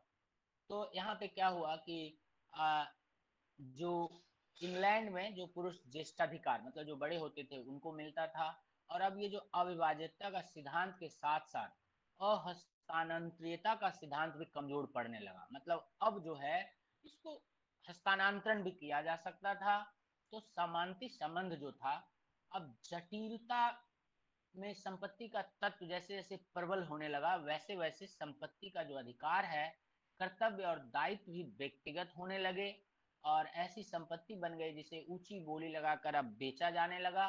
तो कह सकते हैं कि मूलतः जो अधिपति की अनुमति और आदेश के बिना मातहत अपनी फीफ का अंशतः या पूर्णतः बंटवारा नहीं कर सकता था, परंतु 10वीं सदी के बाद से फ्रांस में, 11वीं सदी से जर्मनी में, और इंग्लैंड में नॉर्मन कब्जे के बाद मातहत द्वारा फीफ की बिक्री और उपहार में दिए जाने के मामले आम होने लगे। मतलब अब इसका जो स्वरूप पहले अधिपति के अधिकार क्षेत्र में था, अब वो फीफ लोग खुद से इसको बेचने लगे या उपहार में देने लगे। तो धीरे धीरे मतलब इसमें एक बड़ी ही फीफ के अधिकार में भी परिवर्तन देखने को मिलता है। 9वीं सदी के अंत होते होते बहुल मातहाती की प्रथा शुरू हो गई। मतलब अब एक मातहात जो थे कई अधिपतियों के प्रति निष्ठावान होते थे। कहने का मतलब पहले जो एक अधीनस्थ था वो एक ही अधिपति के अंदर होते थे, लेकिन अब वो कई अधिपतियों के अंदर निष्ठावान होता था। 10वीं सदी में फ्रांस में, 11वीं सदी में जर्मनी में इस रिवाज का अच्छा खासा प्रचलन देखने को मिलता है। तो निष्ठा की बहुलता के इस रिवाज को अब रोकने के प्रयास किए गए, जिसके फलस्वरूप क्या हुआ कि प्रालंबन के गठबंधन को काफी कमजोर बना दिया गया। अब 11वीं सदी के अंत में आते आते फ्रांस, इंग्लैंड, दक्षिणी इटली, जर्मनी में स्वामी भक्ति की प्रथा कई हिस्सों में व्याप्त हो गई, और इस व्यवस्था के कारण मागध के कई अधिपतियों में से एक अधिपति ऐसा भी होता था जिसके प्रति उसे पूर्णतः निष्ठावान होना पड़ता था, और इसे सामंती अधिपति कहते थे। और आमतौर पे विशाल को सबसे बड़ा बेनिफिस या फीस प्रदान करता था। तो धीरे धीरे सामंती भूमि का भी विभाजन हो गया, समझे। अब फीस के अंतर्गत जो था, कुछ ऐसी भी सेवाएं शामिल थी जिसमें व्यक्तिगत निष्ठा के साथ साथ पेशेवर विशेषज्ञता थी। मतलब इस लिहाज से कहा जाए तो काश्तकारी से काफी अलग था, जिसमें कई प्रकार के बेगार कर, वस्तु के रूप में कर शामिल थे। ये सब चीजें भी देखने को मिलती है। इसके बाद सामंती की संरचना का एक सबसे अलग हिस्सा है, जो एक अलग है एलॉर्ड। और अगले थोड़ी देर बाद हम जिक्र करेंगे कि ये एलॉर्ड भी अपने आप में कैसे सामंती सिस्टम के पतन का एक प्रमुख कारणों में से एक बनता है। एलॉर्ड क्या है, जो हमने कल बताया था कि ये कुछ व्यक्तिगत भूमि का हिस्सा है। मतलब सामंती जो काश्तकारी या वियंस काश्तकारी जमीन की मिल्कियत का सबसे ज्यादा प्रचलित माध्यम था। कल हमने बताया था कि एलॉर्ड ऐसा हिस्सा है जो किसी का, उसका मिल्कियत उस व्यक्ति का होता था, वो उस भूमि पे अपना खुद काम करता था, किसी और को नहीं, मतलब बहुत शायद ही किसी बाहरी मजदूर को लाकर उस पे काम करवाता था। लेकिन धीरे धीरे क्या हुआ कि संपत्तिगत अधिकारों का केवल यही एक रूप नहीं था। मतलब संपत्ति किसी का अपना जो संपत्ति है उसका सिर्फ यही अलॉट ही एक रूप नहीं था। इसके अलावा ये काश्तकारी के अलावा अलॉट भी थे जो लचीली सामंती व्यवस्था के द्योतक थे। मतलब जो हम कह रहे हैं कि सामंती व्यवस्था इतनी क्रूर थी, उसमें इतनी जटिल सिस्टम थी, किसी को अधिकार नहीं था, भूमि अधिपतियों के अधिकार क्षेत्र में था। लेकिन उसके साथ साथ अलॉट की भी प्रथा हमें देखने को मिलती है, जो सामंती व्यवस्था को लचीली होने का एक प्रतीक के रूप में दिखाता है। तो एलॉडियल अधिकार में पूर्ण स्वामित्व प्राप्त होता था किसी को, और इसमें किसी प्रकार की सेवा या भुगतान की शर्त नहीं जुड़ी होती थी। लेकिन 10वीं सदी के बाद से सामंती काश्तकारी का तेजी से विस्तार हुआ, और धीरे धीरे क्या हुआ कि एलॉडियल अधिकार भी कम होते चले गए। इसके बाद सामंती व्यवस्था का एक स्ट्रक्चर का जो सबसे बड़ा हिस्सा है वो मैनोर है। मैनोर के बारे में हम थोड़ा जिक्र करेंगे। मैनोर सामंती जो व्यवस्था है उसमें आर्थिक उत्पादन के साथ साथ सामाजिक जीवन की भी आधारभूत इकाई थी। एक मैनोर में कई छोटे छोटे आश्रित खेत शामिल होते थे, जिस पर अधिपति का सीधा अधिकार होता था, और कृषि दासों और इस जमीन से बंधे किसानों से खेती कराई जाती थी। कृषि दास कुछ सबके अपने अपने अधिपतियों के अपने दास होते थे जो खेत पे काम करते थे। इसके अलावा जो किसान थे वो जमीन से बंधे होते थे, मतलब जमीन के साथ ही वो ट्रांसफर होते थे। वो ना उससे मुक्ति पा सकते थे, ना वो अपने कोई काम कर सकते थे, ना वो शादी। आगे हम जिक्र करेंगे कि उनके अधिकार क्या थे। कृषि दासों और उस पे बंधे हुए किसानों से खेती कराई जाती थी। और इस प्रथा का शुरुआत रोमन संस्थाओं, मतलब जो रोमन साम्राज्य था उसी समय से देखा जाता है, जिसको बोलते हैं कॉलोनेट या विले। और फ्रैंकिश गॉल और इटली में भी ये संस्था अभी भी देखने को मिलती है। लेकिन आ, कई काश्तकारियों और कई अलॉट के हस्तांतरण और सम्मिश्रण से मैनोर को, मतलब ये छोटी छोटी इकाइयां थी वो भी मैनोर में मिल जाती है आकर। उससे मैनोर को एक नई ताकत मिलती है, और इस पर शक्तिशाली व्यक्तियों का नियंत्रण बढ़ता चला जाता है। और इसका परिणाम यह होता है कि सामंती संबंध विकसित होता है। मैनोर को ताकत और ठेके की प्रथा दोनों ही साधनों से विस्तारित किया गया। अब आम तौर पे होता क्या था कि जो जंगलों और परती जमीन को साफ सुथरा कर जिन इलाकों को खेती के लायक तैयार किया जाता था उसे संपदा कहते थे। और एक ठेठ मैनोर, मतलब एक ठेठ तौर पे मैनोर को अगर हम समझें आपको लेमैन की भाषा में, तो उसका मतलब होता है मैनोर में जो गांव होता था उसमें छोटे छोटे घरों में किसान रहा करते थे। गांव के बीच में एक चर्च हुआ करता था। उसके अलावा चक्की और लोहार की दुकान, शराब खाना, बेकरी और कई अन्य सुविधाएं जो दैनिक जीवन से जुड़ी होती थी वह भी देखने को मिलता है। हालांकि मैनोर के गांव पूरी तरह आत्मनिर्भर नहीं होते थे, क्योंकि नमक और धातु के बर्तन जैसी जो अनिवार्य वस्तुएं होती थी वो प्रायः बाहर से लाई जाती थी। और किसान की अधिकांश रोजमर्रा की वस्तुएं मैनोर में उत्पादित की जाने वाली वस्तुओं से पूरी की जाती। उन्हें हालांकि इसमें मैनोर के बाहर से खरीदारी गांव से बाहर निकलकर इन्हें करना पड़ता था। कभी कभी ज्यादा दूर भी जाकर इन्हें खरीदारी करनी पड़ती थी। उन्हें अधिपति और उनके परिवार की जरूरतों को पूरा करने के लिए भी खरीदारी करनी पड़ती थी। और आमतौर पे गांव खेत के बीच स्थित होते थे, जहां पानी आसानी से उपलब्ध होता था। आमतौर पे किसान आजीवन अधिपति की जमीन पे ही काम करता था और मर जाने पर वहीं गांव की कब्रगाह में दफन किया जाता था। तो मध्ययुगीन जो किसान थे, मध्यकालीन किसानों की दुनिया कह सकते हैं कि वस्तुतः मैनोर स्टेट के अनुभव और दुनिया तक सीमित थी, उससे बाहर नहीं। एक और किसान सीलन भरे अंधेरे कमरे में रहते थे। उनका जो जीवन किस प्रकार से जीते थे आप इसको देखेंगे कि एक ओर से किसान सीलन भरे अंधेरे कमरे में रहते थे जिसमें कोई खिड़की भी नहीं होती थी। उनके घर मिट्टी की ईंटों और घास फूस से बने होते थे। और ठीक उसी समय उनके पड़ोस में देखेंगे कि उनके अधिपति का विशाल महल या बड़ा और चारों तरफ से सुरक्षित मैनोर हाउस होता था। चारों तरफ से वो किला नुमा हाउस घर होने के कारण थे, क्योंकि 10वीं शताब्दी तक जो बाह्य आक्रमण थे, बहुत बड़े पैमाने पे बाहरी आक्रमण होते थे, जिसको रोकने के लिए, उन्हें परास्त करने के लिए, अधिपति को अपने अधिपतित्व को बचाए रखने के लिए और अपनी शक्ति को मजबूत करने के लिए, और चूंकि मजबूत के साथ साथ उनको विस्तारित करना भी होता था। इन सारे आकांक्षाओं और इच्छाओं के कारण पड़ोसियों से छोटे पैमाने पे हथियारों की होड़ लगी रहती थी और लूट मार के साथ साथ किसी इलाके पे कब्जा जमाने के लिए भी युद्ध हुआ करता था। आक्रमणकारी जो थे अचानक और तेजी से आक्रमण करते थे। ऐसी स्थिति में धन और लोगों की जान बचाने के लिए चारों तरफ से सुरक्षित और किलाबंद महल बनवाने की परंपरा चल पड़ी थी। आमतौर पर कटाई के ठीक पहले आक्रमण हुआ करते थे। तो ऐसे में शत्रुओं पर दबाव बनाने के लिए गांव को नष्ट करना और तोड़ना फोड़ना एक कारगर उपाय माना जाता था। इसलिए मध्य युग के दौरान देखेंगे कि किलाबंदी और किलों के निर्माण को बढ़ावा मिला।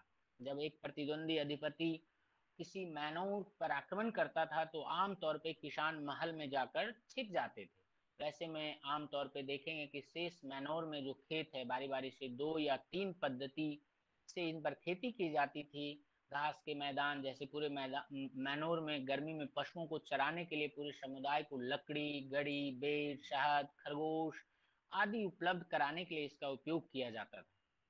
इसलिए किसानों के खेत और फसल पूरे मैनोर में बिखरे होते थे। खेतों के चारों ओर खुला मैदान, जंगल और बंजर जमीन होती थी, जिसे आमतौर पे कॉमन्स कहते हैं। जैसे अभी हमारे या आपके गांव में देखेंगे कि कुछ पंचायती जमीन होती है ना, जिसमें पूरे गांव वालों का कब्जा होता है। कोई भी वहां पे जा सकता है, कोई भी उस तरह का काम, मतलब वो किसी का व्यक्तिगत भूमि नहीं होता है बल्कि सार्वजनिक भूमि होता है। इस जमीन पे सभी लोगों के जानवर चर सकते हैं। यहाँ से लोग जलावन की लकड़ी काटते थे, मछली मारते थे, छोटे मोटे शिकार भी किया करते थे। तो कहने का मतलब, अब जो था मैनोर के अंदर कौन होते थे? मैनोर में सबसे ज्यादा आबादी होती थी दासोचित कृषकों की। जो कृषि दास थे, जो दास के तौर पे देखे जाते थे, वैसे किसानों की संख्या बहुत ज्यादा होती थी। हालांकि बाद के समय में यह अंतर मिट जाता है और सभी एक जैसे किसान हो जाते हैं और इन्हें सर्फ कहा जाने लगा। वैसे किसान को सर्फ या कृषि दास कहा जाने लगा। वो जमीन के मालिक नहीं बल्कि काश्तकार थे। काश्तकार मतलब काम करने वाले थे, पर कानूनी तौर पे उन्हें खेत छोड़ने की आजादी नहीं थी। वे ना तो खेत या कोई संपत्ति खरीद सकते थे। आप इस पैराग्राफ से आप समझ सकते हैं कि ये सामंती व्यवस्था कितनी क्रूर और शोषक वाली प्रवृत्ति की रही होगी। कानूनी तौर पे उन्हें खेत भी छोड़ने की आजादी नहीं थी। वे ना तो खेत या कोई संपत्ति खरीद सकते थे, ना बेच सकते थे। वे मजदूरी तक भी नहीं कर सकते थे। वे ना तो अपनी मर्जी से शादी कर सकते थे, ना परिवार बसा सकते थे। अपने परिवार के उत्तराधिकारियों के लिए संपत्ति छोड़ने की भी आजादी उन्हें नहीं थी। व्यवहारिक रूप से वियंस और सर्प में एक महीन अंतर था। उसमें अंतर ये था कि बियंस मात्र अपने अधिपति के साथ संबंधों की दृष्टि से आजाद नहीं था, परंतु अन्य मामलों में वह एक आजाद व्यक्ति था। जो कृषि भूमि उनको मिलती थी उस पर वो काम करते थे। सामंती कृषि दास का स्रोत निस्संदेह अंधकार युगों और प्राचीन काल की दास प्रथा थे। सामंतवाद से पहले एक दास प्रथा का बहुत बड़ा प्रचलन था। उसी से शायद इसकी मतलब ओरिजिन आप देख सकते हैं। अब क्या था कि जब रोम के भूमिपति थे, वो अपने पूर्व लैटिफूंडिया से पिंड छुड़ाने लगे, क्योंकि अब उन्हें प्रत्यक्ष शोषण के लिए फायदेमंद नहीं रह गया था। तो उन्होंने अपने कई दासों को इस शर्त पर अभिवाज काश्तकारी मतलब आवंटित कर दी थी कि वे अधिपति के खेतों में काम करेंगे, उपज का 10वां हिस्सा देंगे और विभिन्न प्रकार के नजराने भी दिया करेंगे। तो कहने का मतलब सामाजिक न्याय पर नियंत्रण और संरक्षण देने के दावे ने भी आजाद किसानों को दास बनाना शुरू कर दिया था। दासता की यह प्रथा पीढ़ी दर पीढ़ी चलने लगी। वे खेतों से बंद कर रह गए, उनसे जबरन और मनमाना कर वसूला जाने लगा और उनसे मुफ्त मजदूरी यानी बेगार करवाई जाने लगी। कभी कभी खराब फसल होने या आक्रमणकारियों के चंगुल में फंसने से भी ये किसान जो थे आज इनकी आजादी छीन जाती थी। लेकिन धीरे धीरे ये जो कृषक थे अधिपतियों के कई काम करते थे। सप्ताह में कम से कम 3 या 4 दिन अधिपति के खेत में काम करने के लिए प्रत्येक बियांस के घर से एक व्यक्ति को जाना पड़ता था। उसे अधिपति का खेत जोतना पड़ता था। इसके लिए बियांस को अपने साथ हल और बैल भी ले जाना होता था। इस तरह से बियांस को खेत की गुड़ाई, सफाई, कटाई करनी पड़ती थी। उन्हें गाड़ी घोड़े पर लाद कर सामान भी पहुंचाना पड़ता था।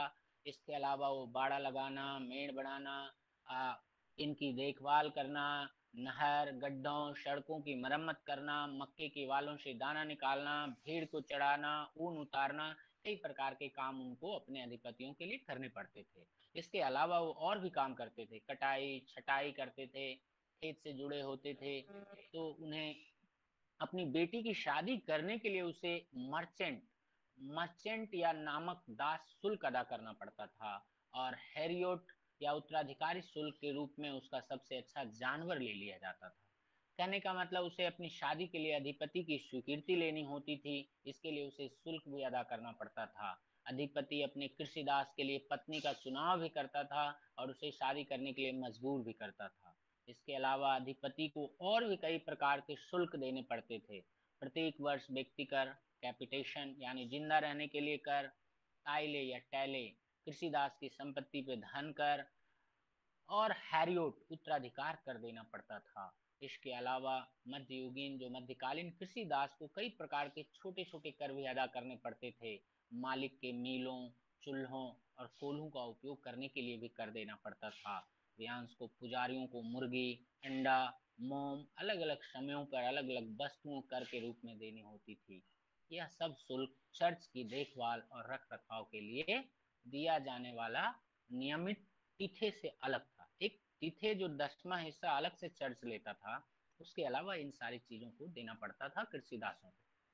तो कह सकते हैं कि आम तौर पे यह माना जाता था कि बियंस के पास जो कुछ भी है वह उसके मालिक का है और यह कभी भी उससे वापस ले सकता है। परंतु इसके अतिरिक्त मैनोर में कई आजाद खेतिहर और खेत भी थे। इन काश्तकारों को अधिपतियों के साथ एक निश्चित करार होता था जो हम पहले जिक्र कर चुके हैं। अब यहाँ पे एक जब समय गुजरने के साथ साथ मैनोर में एक अलग प्रकार के कर्मचारी वर्ग का भी उदय होता है। ये कृषि दासों के अलावा इनका जन्म बियंस और पूर्ण स्वामित्व वाले किसानों के बीच ही हुआ। ये मैनोर की अर्थव्यवस्था की देखभाल किया करते हैं। इसमें स्टीवर्ड्स और सेंसल्स नाम के 2 कर्मचारी होते हैं जो मैनोर के सारे प्रबंधन को देखते हैं। इसके अलावा मैनोर की अदालत की अध्यक्षता करते हैं, हिसाब किताब रखते हैं। सभी अवसरों पर अधिपति का प्रतिनिधित्व करना इनका प्रमुख काम था। इसका बाद जो सबसे अंतिम हिस्सा है ये सामंती व्यवस्था को वो नाइट्स है। नाइट्स के बारे में कहा जाता है कि ये वस्तुतः घुड़सवार होते थे जो किसी अधिपति या सामंत के अधीन होता था। के पास एक लंबा वर्छा होता था और इससे वह तेजी से अपने दुश्मनों पर वार कर उन्हें घायल कर सकता था और दुश्मनों के हथियार उसे छू भी नहीं पाते थे।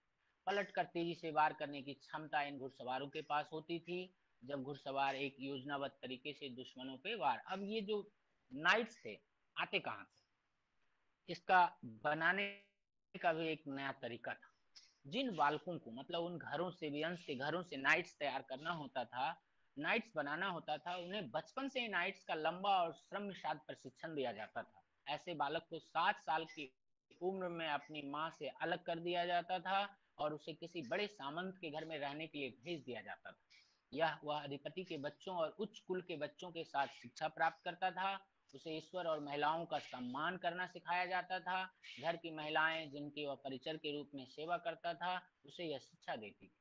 शिक्षक उसे पढ़ना लिखना सिखाते थे। उसे लैटिन और अन्य भाषाओं को भी सिखाया जाता था। संगीत, गायन, तुकबंदी आदि की शिक्षा दी जाती थी।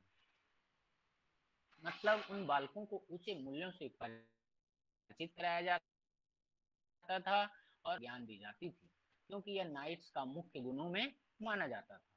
इसके अलावा उसे नृत्य करना, शतरंज खेलना और कई अन्य खेल भी सिखाए जाते थे और साथ साथ उन्हें शारीरिक तौर पे भी मजबूत बनाया जाता था। इनको हथियारों का बोझ वहन करना, घुड़सवारी करना, कूदना, कुश्ती करना, तैरना, शिकार करना,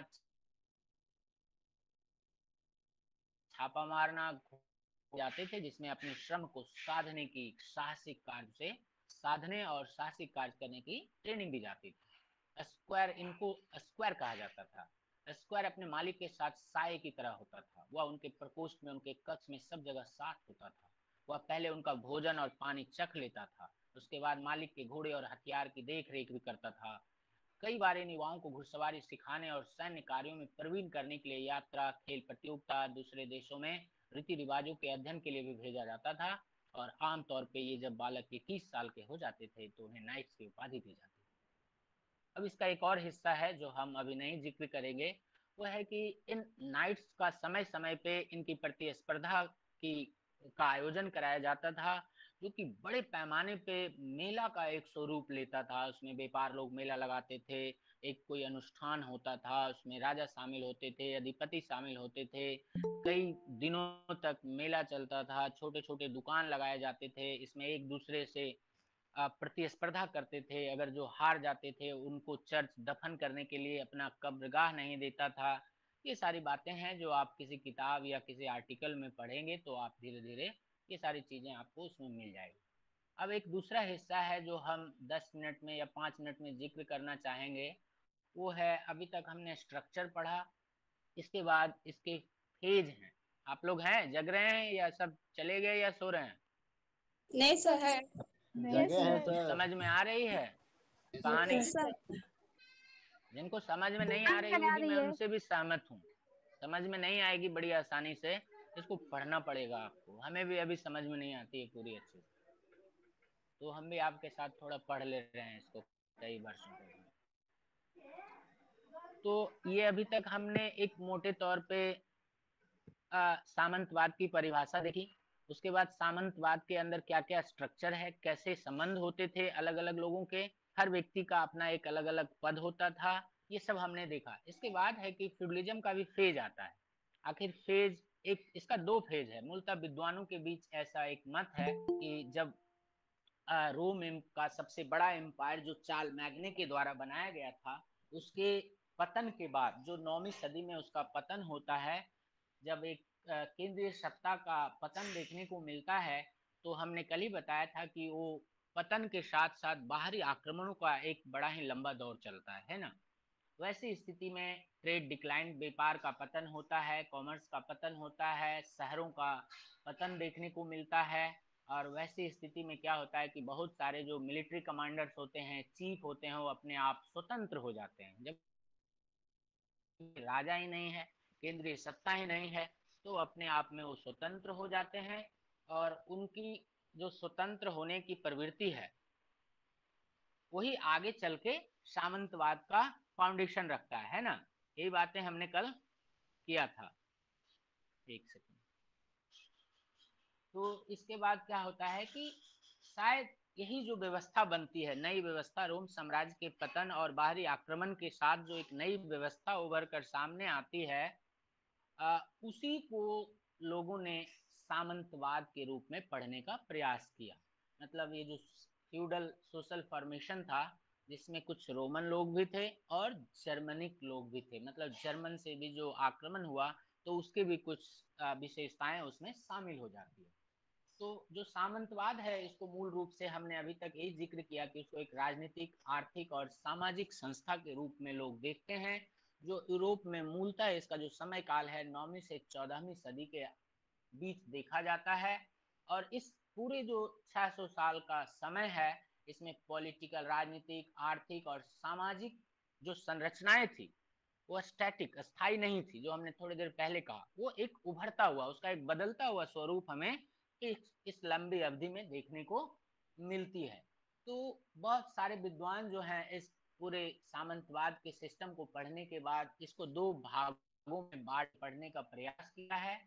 पहला हिस्सा है जो दो फेज है, हम इसको शॉर्टकट में ही थोड़ा जिक्र करेंगे कि इसमें कहते हैं कि जो पहला फेज है, जो इसकी जो मतलब एक ढांचा, जो एक कॉम्प्लेक्स है, हाँ वही 8 से 9 है, वही है 8 के लास्ट का फेज है। और 14 से 15 के बीच इसका डिक्लाइन होकर 15वीं सदी में जाके पूंजीवादी व्यवस्था स्थापित हो जाती है। ठीक है, तो रोमन इसके बीच क्या है कि इसमें जो अभी जो हमने कहा कि ये एक स्टैटिक, अस्थाई व्यवस्था ना होके यह एक उभरता हुआ, इसका एक बदलता हुआ स्वरूप हमें दिखता है। तो लोगों का मानना है कि इसका जो फेज है, दो फेज है और दोनों एक बदलता हुआ स्वरूप को दर्शाता है। और इसमें क्या होता है कि खास करके ये दोनों स्वरूप को पढ़ने के लिए आप अगर पढ़ सकते हैं या थोड़ा और आगे की क्लास में जाएंगे तो पढ़ेंगे। एक बहुत बड़े विद्वान है जिनका नाम है इतिहासकार मार्क ब्लॉक, उनकी किताब है फ्यूडल सोसाइटी करके, 2 भागों में किताब है, उसको आप पढ़ सकते हैं, आप समझ सकते हैं, तो आगे चल के आप पढ़िएगा। तो उस व्यक्ति के हिसाब से फ्यूडल जो मार्क ब्लॉक है वो कहते हैं कि पहला फेज है, जो पहला फेज का स्थापना तब होता है जब रोमन साम्राज्य के पतन के साथ जो बाहर से आक्रमण होती है उसके साथ ही पहला फेज का शुरुआत देखने को मिलता है और वो करीब करीब 11वीं सदी के मध्य तक चलता है। इस समय क्या होता है कि सामंतवाद का जो बेसिक कैरेक्टर स्ट्रक्चर है, इसका जो पहला फेज का जो बेसिक स्ट्रक्चर है वो कुछ कुछ उस समय के जो लेट रोमन एम्पायर है उससे कुछ कुछ मिलता हुआ। इस फेज में जो है उसकी जो संस्था है थोड़ा स्टेबल रहता है और मूल रूप से वो ग्रामीण ग्रामीण अर्थव्यवस्था या ग्रामीण व्यवस्था के तौर पे ही देखा जाता है, जहाँ पे व्यापार नहीं के बराबर है, बिल्कुल इनसिग्निफिकेंट है, अगर है भी तो नगण्य है और बहुत ही अनकॉमन है, सिक्के नहीं है। यहाँ पे वैसे लोग आपको नहीं दिखेंगे जो एक अपना श्रम बेचकर कुछ कमाते हैं, जो वेज लेबर कहते हैं, वो बिल्कुल नहीं है। वो जो वैसल और अधिपति और अधीनस्थ के बीच का जो टाई है वो बहुत ही मजबूत है और उनके बीच लिंक एक हायरार्की के तहत वो जुड़े हुए हैं। और उनके जो सोशल मीन्स ऑफ कोएर्शन और रेगुलेशन ऑफ जुडिक्शन, मतलब वैधानिक संस्था जो भी निर्णय लेने की चीजें अधिकार था या जो उनकी शोषण का तरीका था, ये मतलब उनके हाथों में था। कह सकते हैं कि जो भी किसान वर्ग के लोग थे या तो बिल्कुल ही वो गुलाम के तौर पे थे, मतलब फ्री नहीं थे, वो कानून के नजर में वो फ्री नहीं थे, वो मूल रूप से अपने अधिपतियों पे हर तरीके से मतलब उनके ऊपर निर्भर थे, जो हमने पहले ही डिस्कस किया। वो फ्री अगर है थे भी तो उनका फ्रीडम मूल रूप से एक फॉर्मेलिटी थी, नहीं के बराबर थी। इस फेज में जो था कि आर्थिक जो कृषि का जो अर्थव्यवस्था था वो बहुत ही कम प्रोड्यूस कर रहा था। कहने का मतलब इस समय की जो उत्पादन करने की क्षमता थी वो बहुत ही कम थी। इस वजह से इस समय की जो अर्थव्यवस्था था सबसिस्टेंस इकोनॉमी था। सबसिस्टेंस का मतलब होता है कि आप जो भी उत्पादन कर रहे हैं वह उत्पादन उतना ही हो पा रहा है जितनी आपकी खपत है। खपत के अलावा अगर हमारे पास कुछ बच जाता है उसको हम सरप्लस इकोनॉमी कहते हैं। तो पहला फेज में ये सरप्लस नहीं है, प्रोडक्शन जो था मार्केट के लिए नहीं होता था, जो रेंट जमीन की ली जाती थी वो लेबर में ली जाती थी या तो अनाज के रूप में लिया जाता था, पैसा नहीं के बराबर सर्कुलेशन में था। और लग्जरी कमोडिटी मतलब भोग विलास का जीवन जीने वाली जो प्रथा थी अपर क्लास में, चीजें नहीं के बराबर थी।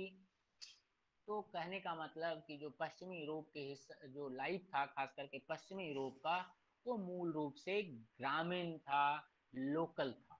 इसके बाद दूसरा फेज जो है मध्य 11वीं सदी से लेके शुरुआत की 14वीं सदी तक देखने को मिलता है। इस समय सामंती व्यवस्था के अंदर बहुत बड़े पैमाने पे परिवर्तन देखने को मिलते हैं, कुछ तकनीकी आधार पे, कृषि आधार पे, और सबसे बड़ी बात है कि पॉपुलेशन का ग्रोथ बहुत बड़े पैमाने पे देखने को मिलता है। तो यहाँ पे सब्सटेंशियल ग्रोथ ऑफ पॉपुलेशन होता है, बहुत बड़े पैमाने पे जनसंख्या की वृद्धि देखने को मिलती है। और जनसंख्या की वृद्धि जब बड़े पैमाने पे दिखने को मिलेगी तो उनकी जरूरत को पूरा करने के लिए अब जमीनों को बड़े पैमाने पे जंगलों को, जमीनों को साफ करके उसको कृषि के अंदर लाया जाता था। अब यहाँ पे नई तकनीक आते हैं, भारी हल का इस्तेमाल किया जाता है। पहले लकड़ियों के हल होते थे, अब मेटल के हल होने लगे। तो जमीन को गहराई से खुदाई कर सकते थे ताकि उसमें बीज को हम ज्यादा गहराई तक बो सकें, उससे हमें अच्छी फसल मिलेगी। तो इस समय ट्रेड की भी शुरुआत देखने को मिलती है। और अब मॉनेटरी इकोनॉमी मतलब कैश का भी मिलता है।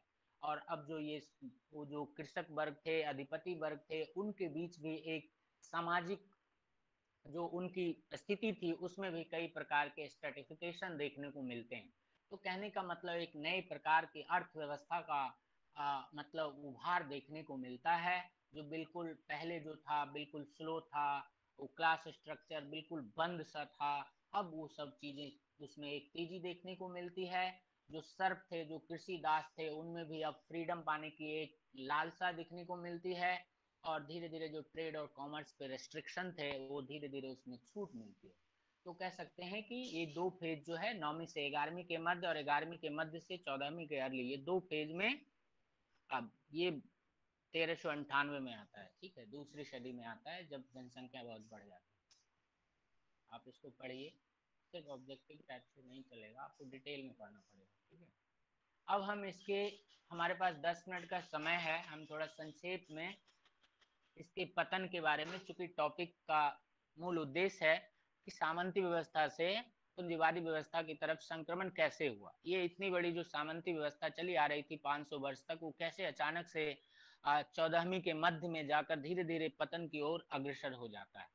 तो आपको हमने पहले दिन से, कल से ही बता रहे हैं कि सामंतवाद की जो व्याख्या है इसके बारे में भी तमाम विद्वानों और इतिहासकारों के बीच एक मत नहीं है।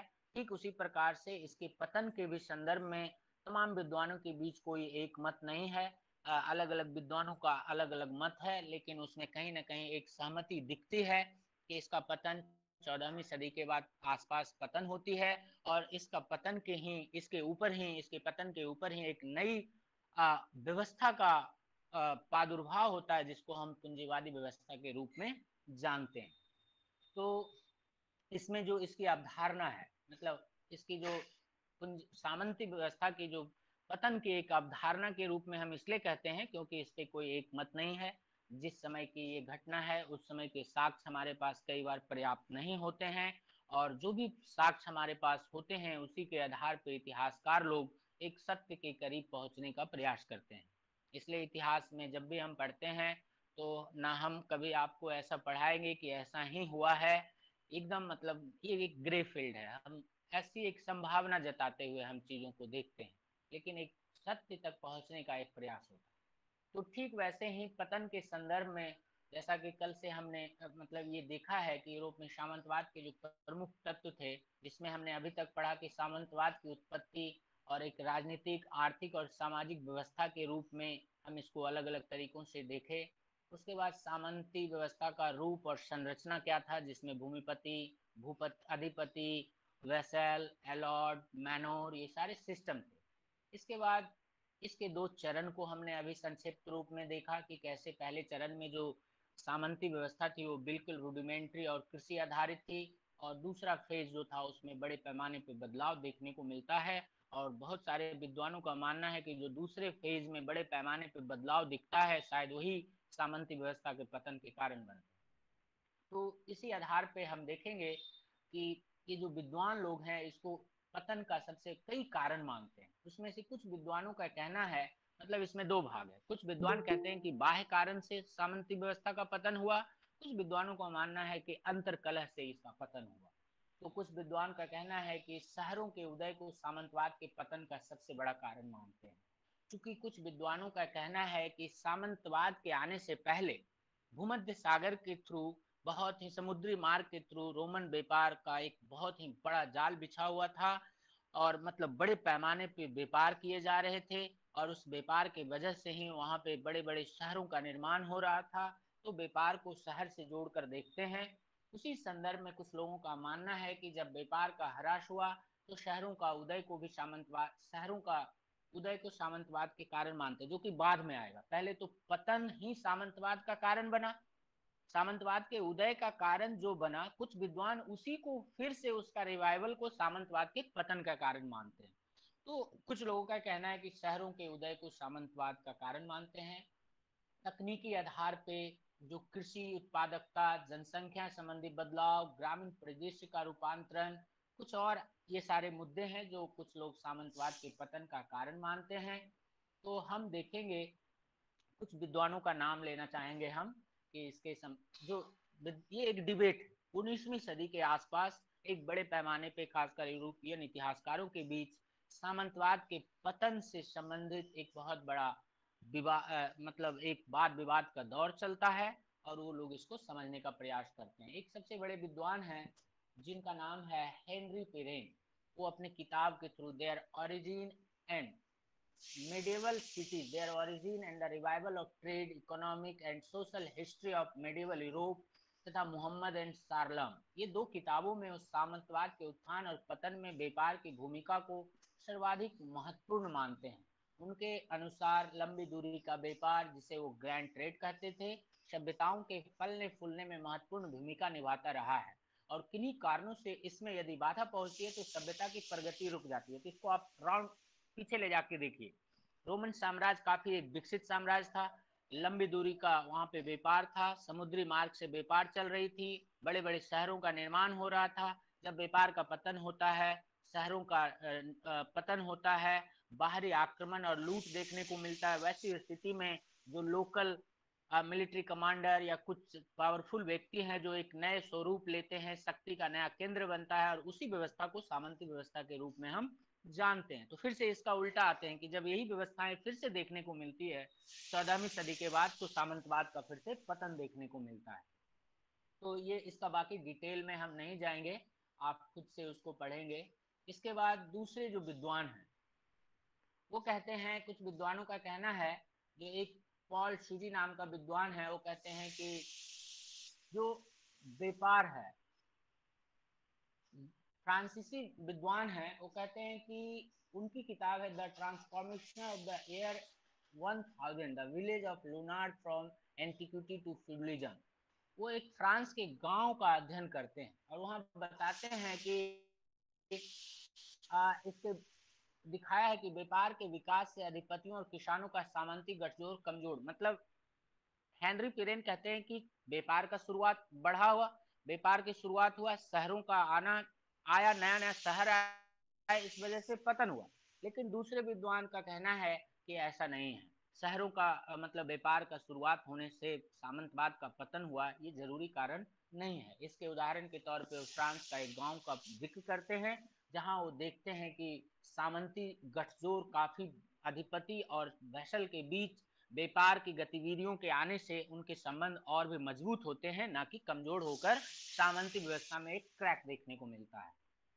फिर इसके बाद कुछ विद्वान लोग हैं जो कहते हैं कि प्रौद्योगिकी का विकास होना या पिछड़ा होना, जो कहते हैं कि 11वीं सदी में नई प्रकार की तकनीकी आती है, उससे जनसंख्या बढ़ती है, उत्पादकता बढ़ती है, फिर लोगों को लग्जरी मतलब भौतिकवाद जीवन जीने की एक प्रवृत्ति देखने को मिलती है।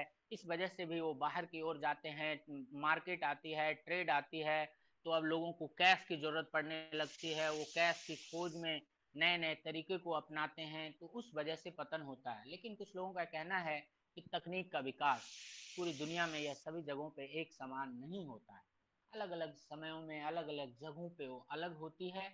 इसलिए अगर हम देखें तो जो 9वीं सदी के आसपास है, जो लोग कहते हैं कि सामंती व्यवस्था के समय 9वीं सदी के आसपास तकनीकी का विकास यहाँ पे अपने आप में निम्न स्तर पे थी, उसको कई विद्वान लोग नकारते हैं। फिर कुछ लोगों का कहना है शहर का केंद्र का उदय होना। पिरेन के अनुसार, जो हेनरी पिरेन है, वो कहते हैं कि यूरोप में भव्य व्यापार के पुनर्स्थान के फलस्वरूप शहरों का जन्म हुआ। तो एक डॉब सूजी है, एक डॉब है, मॉरिस डॉब नाम के एक विद्वान है जो इस चीज को नकार देते हैं और वो कहते हैं कि गांव का मतलब उनका कहना है कि शहरी केंद्रों के उदय ने सामंतवाद के पतन में कितनी भूमिका निभाई। अब ये एक बहुत बड़ा विवाद का रूप लेता है। यहाँ पे पिरेन, मॉरिस डॉब, पॉल सूजी, कुछ इतिहासकार हैं जो इसकी शहरों की भूमिका पे बल देते हैं, लेकिन कुछ विद्वान लोग हैं जो इस मत से अपना अलग मत रखते हैं और उत्पादन के केंद्रों के रूप में उनका हिस्सा योगदान बहुत निर्णायक या शहरों को नहीं मानते हैं। कई विद्वान कहते हैं कि गांव से भागे हुए किसान और मजदूरों को ये शहर किस तरह से भोजन उपलब्ध कराते हैं, फिर गांव से किसानों और मजदूरों के पलायन का प्रतिशत क्या होगा। तो कुल मिलाकर बहुत सारे लोग एक एक हिस्सा है विद्वानों का जो शहरों का उत्थान को इसका मूल पतन का कारण मानते हैं, कुछ लोग इसको नहीं मानते हैं। इन सब से हट के एक विद्वान है जो ग्रामीण परिदृश्य के रूपांतरण, मतलब ये जो विद्वान है सामंती व्यवस्था के अंदर के कारणों का वो एक मतलब परीक्षण करते हैं, जिनका नाम है जॉर्ज डूबी। जॉर्ज डूबी कहते हैं कि धीरे धीरे क्या होता है कि पश्चिम यूरोप में मध्यकाल के दौरान श्रम और भूमि के क्षेत्र में आंतरिक विकास का एक परिवर्तन देखने को मिलता है। उनका कहते हैं कि किसी ये जो उथल पुथल है एक नाटकीय उथल पुथल का परिणाम नहीं था, मतलब ये जो सामंती व्यवस्था का जो पतन है कोई नाटकीय नहीं था कि बाहर से व्यापार आया, शहर का उत्थान हुआ और सामंती व्यवस्था का पतन हो गया, बल्कि वो आंतरिक कारणों का परीक्षण करते हैं। वो कहते हैं कि क्योंकि देहातों में अधिपतियों की भू संपदाएं बहुत बड़ी होती थी, उन पे काम करने वाले लोग होते थे, वो धीरे धीरे मतलब क्या करने लगे कि कुछ पेटी कॉन्ट्रैक्टर मतलब होते हैं, मतलब वो वैसे लोगों को चुनने लगे जो उनके जमीनों पे काम अब ठेके पे कराने लगे थे। ठेके पे काम कराते थे, उनको बदले में पैसा देते थे अधिपतियों को, मजदूरों से वो काम कराते थे, उनको मजदूरी में पैसा देने लगे और ये ठेकेदार लोग बाजार में जाके सामान बेचने लगे। तो ये पूरे एक नेटवर्क को समझिए, ये पैसा आने लगा, इस पैसे से अब अधिपति लोग भोग विलास विलास का जीवन जीने लगे, मजदूरों को पैसा आने लगा, वो शहर की ओर वस्तुओं की खोज में जाने लगे। तो ये जो पूरे ठेकेदार की प्रथा है इसके कारण जो अंदर में उनकी जो ग्रामीण जो है ये, और ये ठेकेदार अब खेती सिर्फ मुनाफे के लिए करते थे, उनको जितना ज्यादा मुनाफा होगा वो अपने आप रखेंगे फिर अधिपतियों को देंगे। तो ये जो पूरी एक सिस्टम है जो ग्रामीण परिदृश्य में एक बहुत बड़ा परिवर्तन देखने को मिलता है और इसी के कारण बहुत ही उथल पुथल होता है। कृषि दासों का श्रम अधिपतियों के पास जो गिरवी था वो धीरे धीरे पैसे देके ये दास लोग अपने आप को फ्रीडम को खरीदने लगते हैं और वो बाहर जाने लगते हैं, जनसंख्या बढ़ती है, उससे भी उन पे दबाव आती है रिसोर्स पे। तो ये सब कई कारण हैं जो उनके पतन को मानते हैं। इन सब के हट के एक ली रॉय इमैनुअल ली रॉय लडूरी नाम का व्यक्ति हैं जो प्लेग 1348 और 91 में प्लेग आती है, 1314 और 15 में अकाल पड़ती है। इसके कारण बड़े पैमाने पे जनसंख्या का ह्रास होता है, मतलब पॉपुलेशन, इसको बोलते हैं मालथूजियन थ्योरी, मतलब जनसंख्या कम होना सामंती प्रथा का एक पतन का कारण मानते हैं। तो हम आशा करते हैं कि कल से आज तक थोड़ी बहुत हम आपको समझा पाए। जिन लोगों को भी लगता है कि समझ में नहीं आ रहा है, मैं उनसे भी सहमत हूँ। यह एक ऐसा जटिल और टॉपिक है जिससे आप परिचित नहीं हैं, क्योंकि हम ये यूरोप का इतिहास पढ़ रहे हैं तो निश्चित तौर पे आपको बहुत सारी बातें समझ में नहीं आई होगी, लेकिन जब आप इसको एक बार अपने स्तर से पढ़ने का प्रयास करेंगे तो आपको निश्चित ही थोड़ी थोड़ी समझ में आने लगेगी। जैसे जैसे आप फिर बीए सेकेंड ईयर में जाएंगे, फिर भारतीय सामंतवाद के बारे में कुछ पढ़ेंगे, आपको निश्चित तौर पे समझ में आएगी। ठीक है, धन्यवाद। अब मेरा समय समाप्त होता है, तो आज के लिए फिर मौका मिलेगा तो हम आप लोग